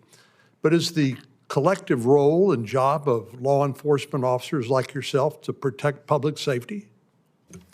It is, and I think we all need to work together. One of the things that was just left out of the testimony just provided is the fact that communication is important to this, and we work very well with our counterparts, and a lot of times it's because of the chiefs are driven by the politicians above them that don't allow them to actually work properly and cooperatively with our federal and other local counterparts. When you have that level of communication, you can work these issues out in advance before you have a problem like what the senator was just saying. Well, a lot of it boils down to information sharing, correct? That's correct. And even where in the Senator Whitehouse's circuit, the judges said that maybe local law enforcement can't keep people beyond their jail sentence without some other additional warrant. Let me ask you to go out on a limb here a little bit. If the two individuals who tragically died in Minneapolis, who interfered with law enforcement operation by ICE, if there had been the kind of cooperation that you demonstrate in Loudoun County and the sort of cooperation that you've advocated for here, do you think it's more likely than not that those two individuals will still be alive? Well, I can't really speak directly to that. What I can tell you is that the cooperation that we've had actually works well, and I do believe that that would have had an impact there. When you're talking about 287G and against Senator Whitehouse's information, we have an agreement with ICE, and our people are trained in order to hold on to people for a little bit up to 48 hours after they're incarcerated for a completely separate offense with us, okay? That's a memorandum of understanding between the feds and local. That's right, and that way they're already in custody. All we got to do is turn them over. So they don't have to come to the community to do, very often, to do any enforcement operations. So it actually works out well, and to get on the front side of this and to have that level of communication prevents that kind of thing. But if you have politicians that are directing you to act in a particular way, it really, really messes up the system here. And I think that's largely the problem. We all want to work together. We work with everybody, all of our federal counterparts, all of our state and local counterparts, which I believe is one of the reasons we got one of the lowest crime rates in the entire country. And you haven't, as a result of that cooperation, you haven't experienced any of the tragic consequences that we saw in Minneapolis? That we've actually had, before that, we actually had people that had not been arrested by us that committed crimes, but anybody that's been arrested by us and turned over to ICE is not a problem. They're out of our hands. And Mr. Wolf, you were, of course, former Secretary of Homeland Security, and our Democratic colleagues say that they won't fund the Department of Homeland Security and alleviate these long waiting periods that citizens are experiencing at airports all around the country. They won't fund FEMA, the Federal Emergency Management Agency, until federal warrants are required. Now, will you explain how a final order of deportation is a civil matter, and that requiring, after that due process has already been exhausted, why requiring a criminal warrant would be not only unnecessary, but also destructive of ICE's ability to actually enforce immigration law? Absolutely. An alien will go before an immigration judge towards the end of their dependency of their hearing. They will go before an immigration judge and they will rule on their case. If they want to appeal that, they'll go to the Immigration Board of Appeals, and they could perhaps even appeal that outside of that. And in every case, a judge, through the due process, they'll have an attorney with them, through the due process, says you don't have a legal right to remain in the United States, and it's time for you to self-deport. It's time for you to leave. And we know, as I indicated earlier, about 1.6 million of those individuals have said, no, I'm going to defy that order. I'm going to stay here in the United States. I don't want to go back to my home country. And then ICE is coming in at the very end of this process, enforcement removal officers, to effectuate that judge's order, to understand and to remove that individual from the country. And in some cases, they are in their house. And so they have a final order of removal. They have reasonable suspicion that that individual is in that house. They have likely observed that individual go in and out of that house, and they are there to remove that individual. It's very different than a judicial warrant where you're just going in to arrest someone who's then going into the due process system, has to go before a judge, have their case heard, all the facts. That is not what is occurring when you have a final order of removal. Thank you. Senator Loudoun. Thank you, Mr. Chairman. Everyone, thank you all for being here today. And I just want to begin by reminding everyone this is the first hearing of the Budget Committee in this Congress. This is the first one, 13 months into this Congress. Oh, you're saying second, sir? I appreciate that, Chairman. Second. Look, when we talk about what's happening to constituents across the country right now, you think there'd be some hearings about the high cost of everything. Their detainers, 287. I certainly hope we get to that place. But since we're here today, and we're not talking about the high cost of groceries or how expensive it is to get a birthday cake for your kids, gas prices through the roof, housing unaffordable. My Republican colleagues want to have a conversation about the one big, beautiful bill that they passed, which, by the way, we've now learned from the Congressional Budget Office that the legislation increased the federal deficit by $3.4 trillion. Trillion. It's a lot of money. While failing to provide real relief to middle and low-income families. So, look, the proposals tied to the package and its broader agenda included cuts to programs like food, like SNAP, providing support to millions of working families just to put food on the table. So as we sit here in the Senate Budget Committee, yes or no, and my question is to Mr. Duke, does focusing federal attention on punishing so-called sanctuary cities meaningfully address the affordability crisis Americans are facing? No. Does it lower health costs for childhood diabetes? No. Does it make the gas that people put at a gas station into their vehicles more affordable to get to work, or does it make it more expensive? It has nothing to do with gas. Does it help a single mom afford to put food on the table? No. Does it address the medical solvency issues to make sure seniors can count on their benefits? It addresses them by making them worse. Does it help a young couple who wants to buy a home and start a family, maybe afford that house? It does not help. Well, what the hearing discusses does not include anything that I just asked about.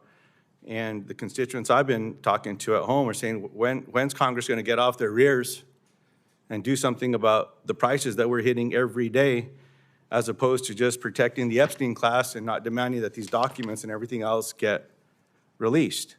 So, Mr. Wolf, you had responsibilities in a few of these places, and I appreciate the responses you were providing to one of my colleagues now about the process that you believe is fair, that allows ICE agents to go into someone's house without a judicial warrant.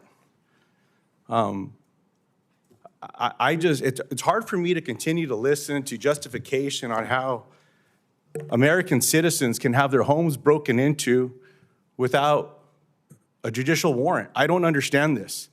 That American citizens, it's okay for an American citizen to have their windows on their car bashed in.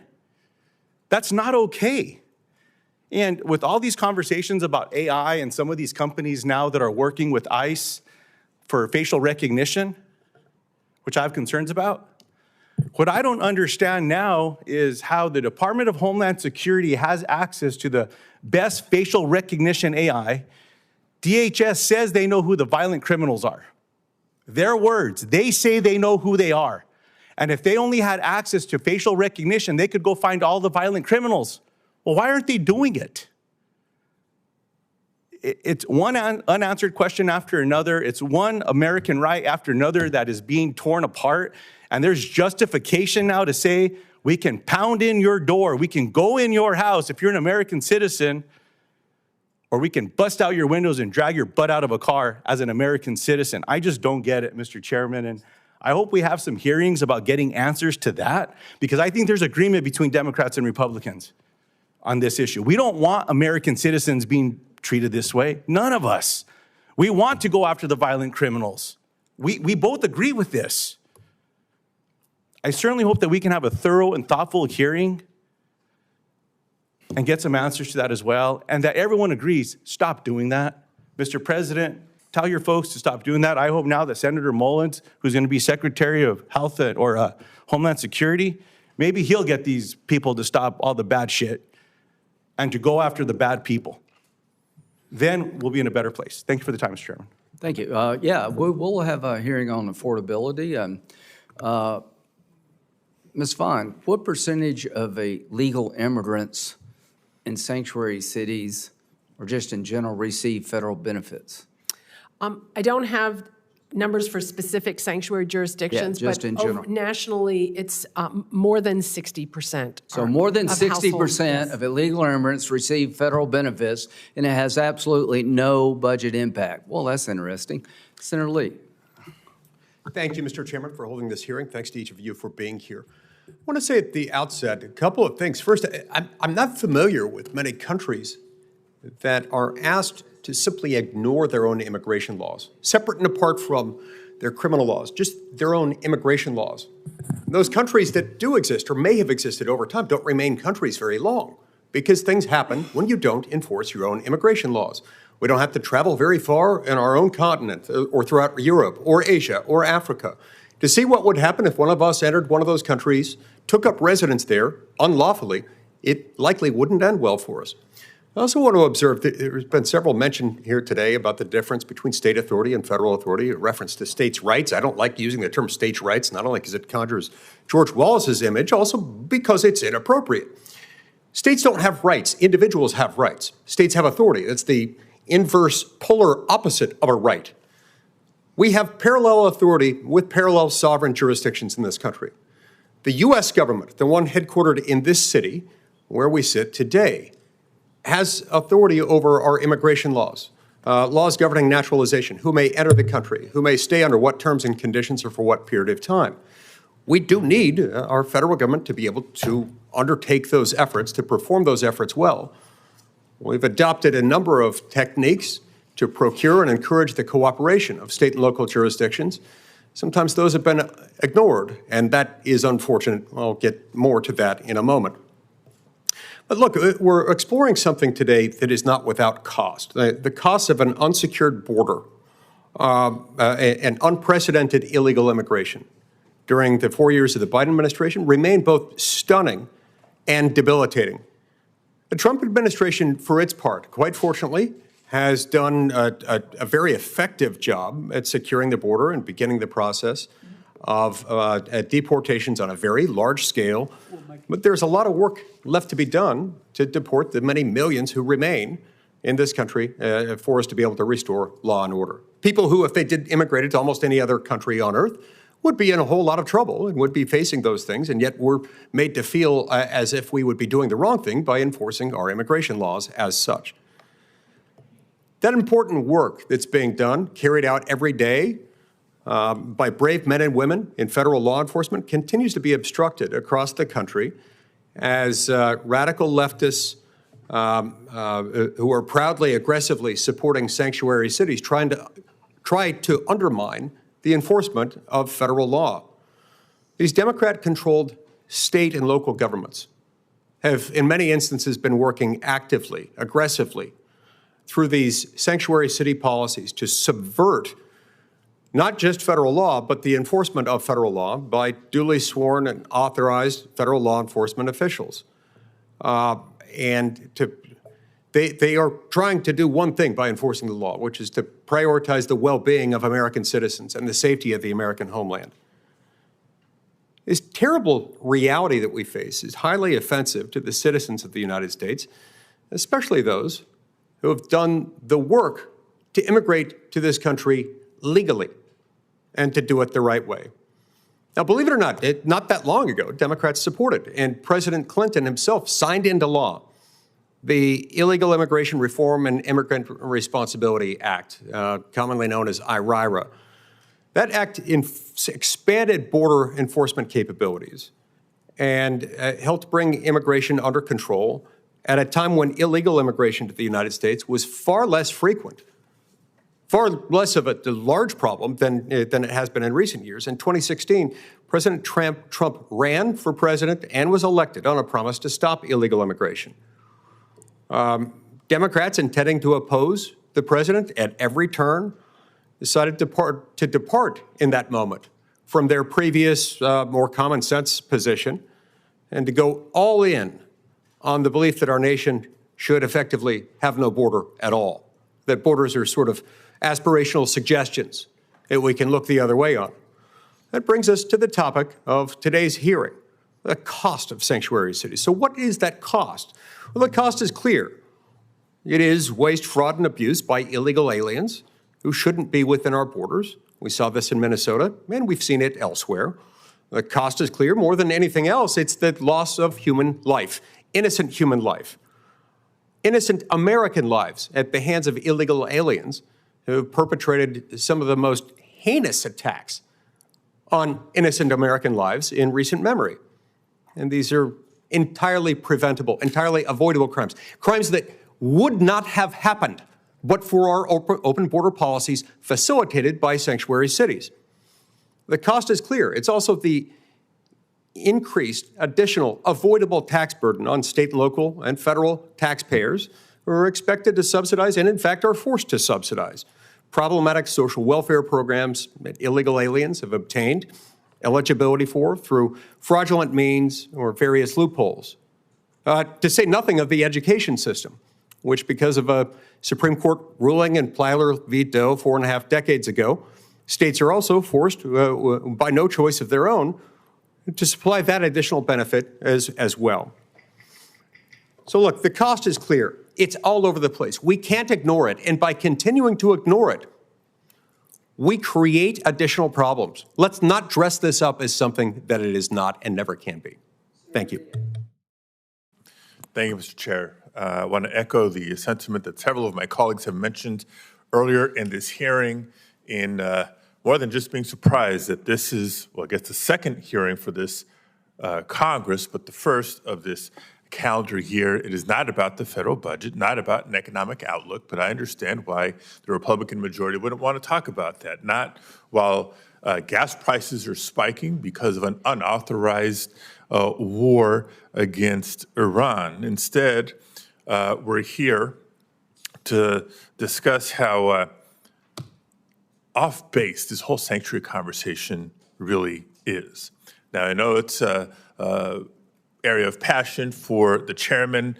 We've debated sanctuary policies on the floor of the Senate, as I've objected to the legislation he has presented that would promote federal overreach, in my opinion. I think part of my frustration comes from the fact that there's a fundamental misunderstanding about what sanctuary policies are and what sanctuary policies are not. Sanctuary policies do not mean that there are no laws in sanctuary cities or states. They do not keep ICE and other federal agencies from entering a city or a state to arrest violent criminals as they're released from prison. Sanctuary policies simply affirm that immigration enforcement is the job of the federal government, and that the federal government cannot unilaterally decide to co-opt state and local authorities or their resources, precious resources, in carrying out these responsibilities. True, there's some states and local jurisdictions who may choose to coordinate, collaborate, but there's many who don't for their justifiable reasons. It means carrying out immigration enforcement activities is ICE's purview, while respecting state and local law enforcement agencies to make their own decisions about how to focus and direct their limited resources that they deem best protects and serves their constituents. It means prohibiting federal overreach through policies that have been upheld by the courts.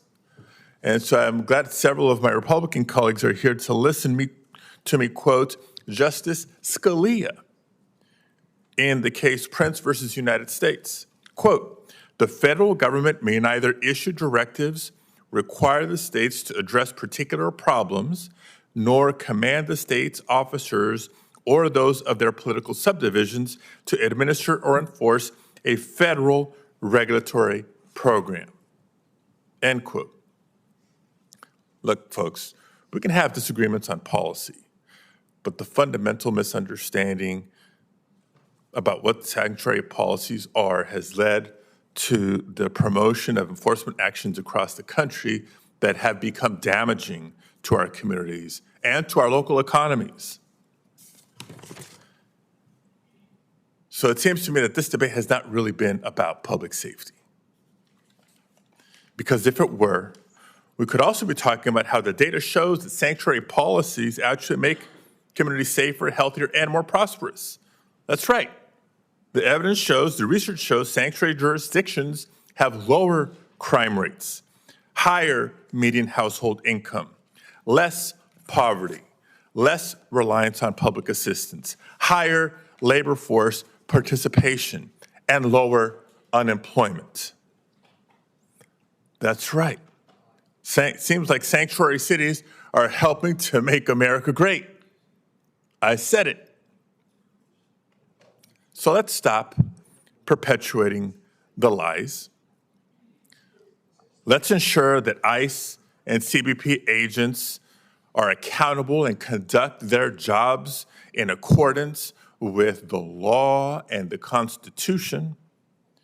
Let's allow local law enforcement leaders to do what they deem is best for public safety. And Mr. Chairman, just so you know, I'm not exaggerating in my claims here. I'd like to submit for the record articles and reports from researchers at the University of Texas, Austin, from the Center for American Progress, from the University of Arizona, University of North Carolina, and the American Immigration Council. Thank you. Thank you, Mr. Chairman. Senator Kennedy. Secretary Wolf, thank you for your service. Why, in your opinion, do so many, not all, but so many of my Democratic colleagues believe in open borders? Well, it's a good question. I think it's a couple of different fronts. One, it would be they don't believe in immigration law. They don't like enforcement. They don't like removing of individuals.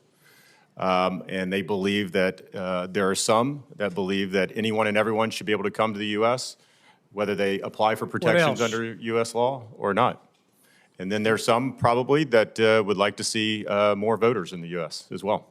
Ms. Vaughan, some of my colleagues, for whom I have great respect, believe that the 10th Amendment allows local governments to ignore federal immigration law and implement sanctuary policy.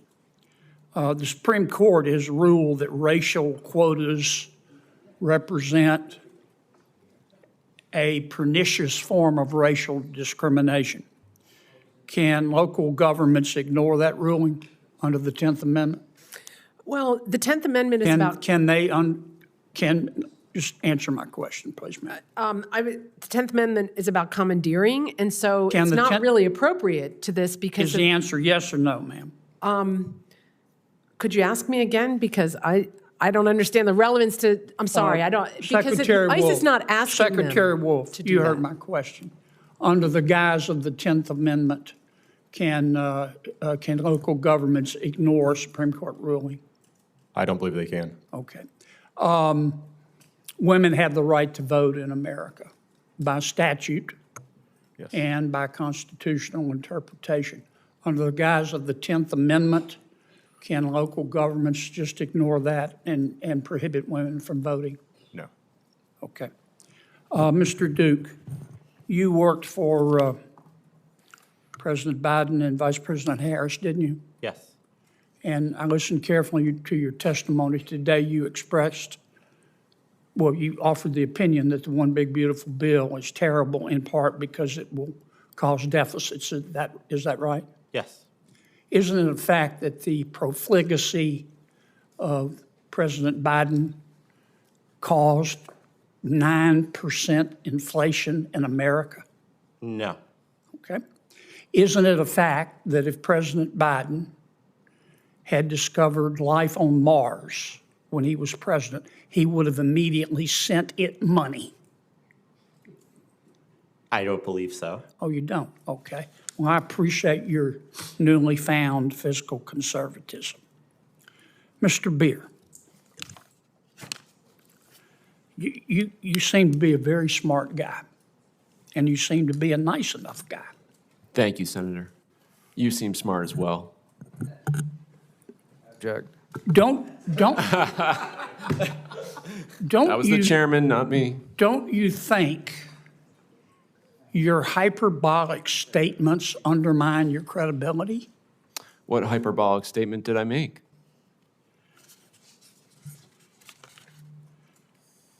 On February the 11th, 2026, you posted on Bluesky, quote, my words, or your words, not mine. The Democrats' video telling service members to ignore illegal orders didn't go far enough. They should have also urged them to refuse unethical orders, whether illegal or not. There are many things deemed legal that are still obviously unethical, and everyone should hold themselves to this higher law, end quote. Did I read that correctly? I believe you did. Do you disagree with it? You think people should do unethical things in their capacity? On December the 31st of 2025, you posted in front of God. But wait. In Do front you, of, do you in disagree front of, with what let I me said? finish my question. I'm You sorry. answered, sir. Sure.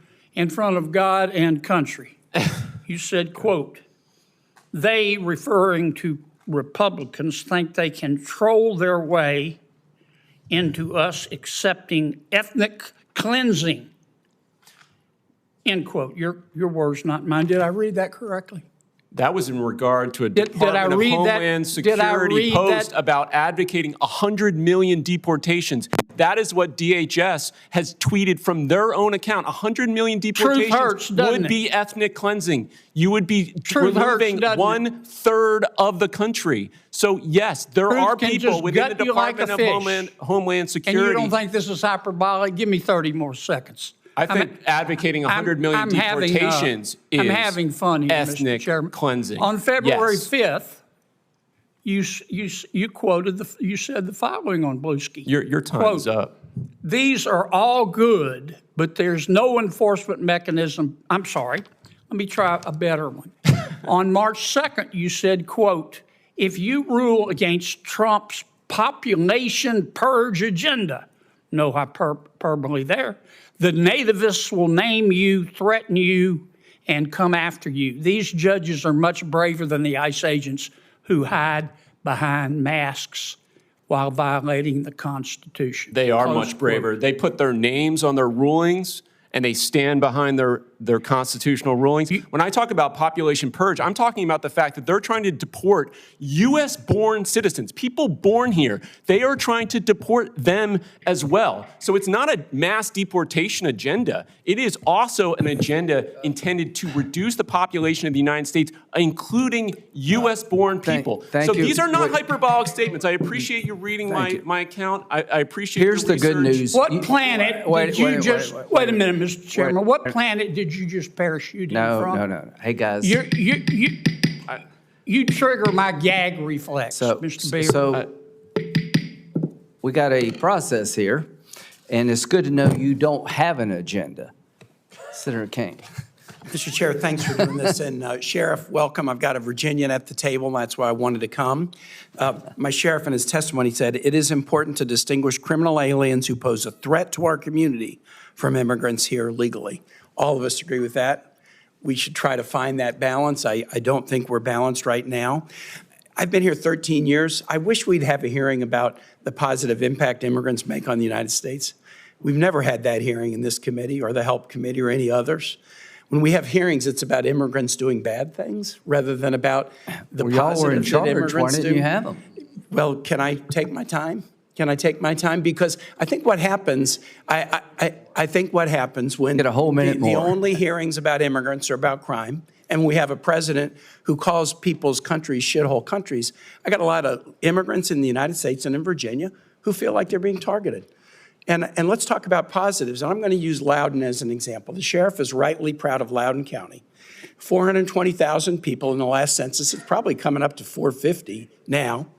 It is not only one of the safest jurisdictions in the United States, it's also, by recent count, the wealthiest county in the United States. And guess what? 25% of the population and climbing is immigrant. 25%. Safe, economically successful, immigrant. And I also applaud this sheriff's department. If you have something to do, or if you don't have something to do on Halloween sometime, go to the Halloween parade in Leesburg, and you'll see the sheriff's deputies helping order. And they all wear uniforms with their names on them. None of them wear masks. The county's been an innovator in body camera use. Wow, what a novel concept. I like the professionalism that I see with your sheriff's department, and I think we could use it at the federal level. Here's an issue about sanctuary cities in the Trump administration. DHS, Mr. Chair, you might like this one. DHS in May put out a list of sanctuary cities, and they included 34 Virginia communities, cities and counties on that list. It provoked laughter in Virginia. There were cities that were not cities but counties. There were counties that were not counties but cities. There were jurisdictions that have virtually no immigrants whatsoever listed as sanctuary communities. Here was my favorite. The city of Duffield, Virginia. Now, if you don't know where Duffield is, you're not alone. Scott County, deep in Appalachia, 0.6 square miles, 76 people, not a single immigrant, not even a police department, sanctuary city. Virginia laughed the DHS out of the office. And so in October, this was in May. In August, DOJ came back and did a new list, number of sanctuary cities in Virginia, 0. They redid the list in October, number of sanctuary cities in Virginia, 0. Mr. Chair, I'd like to introduce DHS's bogus sanctuary cities list into the record. Without objection. And then, Mr. Chair, my last question is, look, I'm not on judiciary, and the bill that you have about imposing liability on local officials would suggest that the only fault in this area lies on local officials. Now, if you have a markup, it'll be in judiciary, and I'm not on it, but my question is sort of for you. Isn't what's good for the goose good for the gander? What about all the times when I was governor of Virginia, 2006, 2010, and my DOC, Department of Corrections, or local law enforcement told ICE and the federal immigration agencies, 3 years under President Bush, 1 year under President Obama, that, hey, we've got somebody here who is not lawfully here. Please come pick them up. And ICE didn't show up. And ICE still is not showing up. So often, the bad examples, including one of the ones in Fairfax recently, repeated instances of ICE having this person in their purview, in their grasp, and then letting him go. So wouldn't it be, I mean, if you're going to do a bill and blame cities for this and try to impose liability on their local taxpayers, what about letting people sue ICE when hardworking local officials and sheriffs let folks know, hey, we got folks here that are here unlawfully, come pick them up. And when they don't come pick them up, shouldn't they be liable for that? Yeah, maybe that's something we could do together. Sounds like a pretty good idea to me. Be glad to work with you. Well, I think those days are probably over with this administration, but the idea that the federal government had notice and the local community is willing to turn them over and they turned a blind eye and somebody got hurt, I would be willing definitely to create liability there. And I'll just conclude, Mr. Chair, and say, the mayor in me, the governor in me, gets mad when things like this get blamed on mayors and governors, when often it's complete dysfunction at the federal level under multiple administrations. That's the real culprit. I yield back. Right. The lawyer in me wants to hold people accountable who create problems. Senator Scott. Thank you, Chairman. Thanks for holding this important hearing. The United States is a nation of law and order. Those two things go hand in hand because when you have laws that are obeyed, you have order in your communities.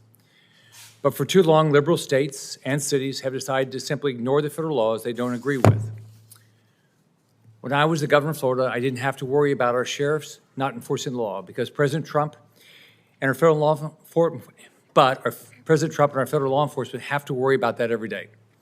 The American people voted very clearly to secure the border. That's what the election was about, and stop illegal immigration.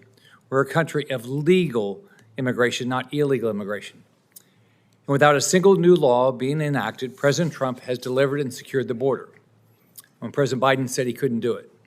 President Trump and the heroic men and women of our ICE and Border Patrol are enforcing our laws, and they're securing our nation, and the crime rate is down. But some Americans say, no, we won't follow federal law. We want to be a sanctuary for people who broke the law to enter our country illegally. It is a violation. It's against the law to come into our country illegally, like most countries. It's dangerous, it's costly to the American taxpayer, and has horrific consequences. That's why I and my colleague on this committee, Senator Moreno, have introduced two bills to curb this kind of dangerous disregard for the law. Our Unifying American Security Interest Act and Sanctuary Jurisdiction Event Security Enhancement Act, which stop DHS funding grants and financial assistance from going to cities and jurisdictions that refuse to support our ICE and DHS agents in their efforts to keep our streets safe. Americans clearly don't want their tax dollars used for handouts to illegal aliens for health care or food stamps while we have American citizens here at home who are going without. And that's the exact kind of waste and financial mismanagement that these bills will stop. But that's just the financial cost. Let's talk about the human cost. Laken Riley, a nursing student, 22 years old, in Georgia, was beaten with a rock and strangled by a Venezuelan illegal alien who had been caught at the border and released under Biden's open borders rules. Rachel Marin, 37, of Maryland, mother of 5, who was raped and murdered while hiking by a Salvadoran criminal alien who crossed our border illegally, not once, not twice, but 3 times under Biden. Kate Sinley, 32, died in her father's arms on a San Francisco pier after being shot by a 5-time Mexican deportee who was allowed to roam freely because the city's sanctuary policy led local officials to ignore an ICE detainer. These are just a few of the many lives cut short and the potential unrealized lives because of Biden's open borders that allowed dangerous people to come into this country and the sanctuary cities that chose to support and encourage these criminals. I'm from Florida. We are an immigration state, legal immigration. We don't support illegal immigration. Sheriff Chapman, my question, how can open borders and lax immigration policies like a sanctuary cities be considered humane by Democrats if they fail to protect the very citizens Democrats and other elected officials are meant to serve and they're under an oath of office to serve? Well, I agree with that. I mean, the most important thing is for us to keep safety, keep our people safe, and we've got to do everything in our power, and that includes working with everybody. And I make that point all the time to my constituents, say, look, we want to work with all of our federal counterparts. We all have different missions here, different cogs in the wheel, but we all have to work together to keep everybody safe.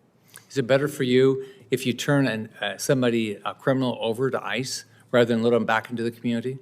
Absolutely, absolutely. Mr. Wolf, in sanctuary cities, local authorities can decline ICE detainers, which means that criminals are released back in the community rather than transferred safely into ICE custody. This creates opportunities for illegal fugitives to relocate or reoffend, like in the tragic murder of Kate Steinle. It also forces DHS officers to go into neighborhoods to root out violent criminals.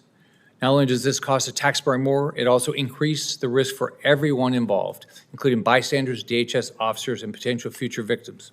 How do these policies prioritize offenders over American victims by obstructing deportations? Well, when ICE is required to go into a community out on the streets, right, instead of going into that jail setting and picking up that criminal illegal alien, it'll take 1 or 2 officers to go into a jail setting. If they have to go into their neighborhood, it's going to take 15 to 20 officers to apprehend that same individual. You're putting not only officers at risk, you're putting that alien at risk, and you're putting others in that community at risk. So the idea here, and it's an ironic kind of play here, is that individuals and politicians that want less ICE in their jurisdictions, they will give them sanctuary policies to say, we want ICE out. But in fact, it just requires them to be more in their communities because they won't go into a jail setting. They have to go into their neighborhoods. They have to continue to enforce immigration law. So if your idea is, I want to see less ICE in my community, I don't like immigration enforcement, let them into your jail. Let them pick up those criminal illegal aliens. Otherwise, they're going to be out on your streets because they have to continue to enforce immigration law. And of course, it's better with local law enforcement support and cooperation. But again, in many jurisdictions, sanctuary jurisdictions, we don't see that either. Thank you, Chairman. Senator Moran. Thank you, Mr. Chairman. Quick question for all of you. You can just do a very simple, if it's okay, yes or no. I'm going to try to ask it as a simple yes or no question. Are you familiar with USC 1325? Yes. No? Yes. Yes. You're not? Okay. So the law passed in 1952 is the Immigration Naturalization Act. It talked about how the country controls immigration. Mr. Wolf, start with you. Do you think that we made a mistake passing that law that prohibits people from entering this country illegally? No, I don't think that's a mistake. Sheriff, do you believe we made a mistake passing that law? No, I don't think so. Ms. Vaughan? No. Mr. Bier? It was a mistake to not let them come legally. That's what we need. But that's not what the law said. The law said you can't enter the country illegally. Was that There were part- definitely that- mistakes was that- in the was that- INA. Was that Many part- mistakes. Don't be cute. Was that part of the law a mistake? Yes or no? The part of the law that says you can't come legally, yes, that was a mistake. That was a mistake that you can't come illegally. No, legally. Legally is what I said. Okay. So you haven't answered my question, but that's okay. You're a smug guy, and that's part of your shtick. How about you? I don't know anything about this law. Do you think it should be a crime to enter the country illegally? I don't know anything about this. I'm here to talk about budgets with the budget. You don't have to, look, I'm not a lawyer, you don't have to be a lawyer. It's a simple question. Should it be a crime, I'll say it slowly, should it be a crime to enter the United States of America illegally? I don't know without anything permission? about this. Do you have a home? I rent. Do you have a place that you sleep in? Yes, correct. Okay. Should it be a crime for people to enter your home without permission? Yes. You're pretty certain on that one? Yes. Okay, but you're not sure if it's okay to enter America without permission, which is our home, by the way. You don't know about America. Okay, gotcha. All right, so this is the best the Democrats can come up with, Mr. Chairman. I hope the ranking member can listen for just a second, if you don't mind. This is the best witnesses you've got. A guy who can't distinguish whether it's okay to have people enter our country illegally. Of all the millions of people that you could have chosen to testify. To my good you chose- colleague. let me finish. The best you have is a guy who has no idea what our immigration law is and isn't sure if somebody should enter the country illegally. Another guy is a smug guy who obviously has an agenda. And in fact, let me just ask you a question because I'll just ask it Maybe flat. stick to the facts instead of badgering No, the not bad. witnesses. not badgering the witnesses. Well, you're I'm asking attacking them. simple questions. Yeah, why don't you ask them actual factual But why don't you do this? questions? Why don't you speak when it's your turn? Because we actually You're take turns. addressing me, so I'm addressing you back. Because You're looking right at me. You're addressing me. Here's what I find ironic is that you follow rules here about speaking order. People can't speak out of turn, but it's okay with you that people enter our country and skip the turn. See, now you're attributing views to me I haven't expressed. Isn't that interesting? What I would love to find interesting. Not only you're attacking witnesses, now you're attacking your colleagues here on the dais. So, I think very inappropriate. You make it easy. All right, back to you. Wait a minute. I'm in charge. Yes, sir. You ask him a question. Yes. He'll get a chance to answer that question. Finish your time. Thank you. All right, moving on to the next question, Mr. Sheriff. How important is it for local law enforcement to cooperate with federal officials? I can tell you it's worked for us, and it's kept our crime rate down extraordinarily low. So if somebody is in your position in Hamilton County, which is the county where Cincinnati is, or the Cincinnati Chief of Police, would you advise them that you think it's helpful to cooperate with law enforcement? Absolutely. Okay. Do you find it interesting that that politicians who have no idea, no background in law enforcement will pass laws that prohibit law enforcement to cooperate with federal officials, local law enforcement? Do you think that's a good idea? No, it's not a good idea. It's a terrible idea. Do you have death threats against your sheriff deputies on a regular basis? We get threats, not that often, but we do. Constant Yes. death threats, or do you get constant? No, not constant death threats, but we do get threats, yes. Do you have drug cartels that have bounties out for your deputies? No, we don't. Do you get your agents doxxed where they go to your agents, your deputies' homes and threaten their children and their wives and their kids? No, we have not. Do you get politicians that call your deputies Gestapo and Nazis? We've had certainly not politicians, not locally here, but certainly we've had a lot of people in the community that have said that. Do you find any of that helpful when talking about law enforcement agencies? Because see, here's the irony. What we're disparaging is the people whose job it is to enforce the laws, and I find it extraordinarily interesting that the people in charge of making these laws are disparaging the people who are enforcing those laws. And I wonder, and I'll ask for the record if the minority witnesses could just sign an affidavit that they've not received any money and the organization that they work for or participate in from any organizations tied to the Mexican drug cartels, which would have an absolute incentive to have illegal migration at the levels that we saw under Biden. If you have any reason. We haven't accepted any drug cartel money. Okay. Again, if they could just put that in an affidavit or an affiliated organization. You okay, Mr. Duke? I'd like to look at the affidavit. Okay, fair enough. But do you know if you've accepted any money? I do not know of anything like that. Right, yeah, sure. Okay, thank you. All right, so, good hearing. Senator Merkley, I'll let you go first. I'll have a few words and we'll go vote. Well, let's start with the Gang of Eight that my colleague referred to from 2013. Democrats and Republicans came together, 4-4. They crafted a bill on immigration. It was all about the rule of law on the border. Democrats and Republicans together saying the rule of law matters. And it addressed many of the immigration challenges that we have in different sectors, be it employment, agriculture, a path to citizenship for people who'd been here a long time, path to citizenship for dreamers, Democrats and Republicans together. So one of the myths we've heard today from some of my colleagues is that Democrats don't support the rule of law. Absolutely wrong. What happened to that 2013 bill that went over to the House of Representatives, controlled by Republicans? They would not even hold a hearing on it. They wanted to keep an open sore of immigration as a political issue. In 2024, Democrats and Republicans in the Senate came together again, crafted a deal, and it was President Trump as a candidate who said, don't do it, I want to keep immigration as an election issue. So I just think it would be more productive if we quit casting aspersions across the aisle and go back to the philosophy of 2013 and work together to actually get a bill done, or the philosophy of 2024. And certainly all of us agree in going after violent criminals. That's the second myth that was presented today, that people don't support going after violent criminals. Absolutely a myth, and it's just irritating to continuously hear that. Myth number 3 from one of my colleagues was that Democrats won't fund FEMA.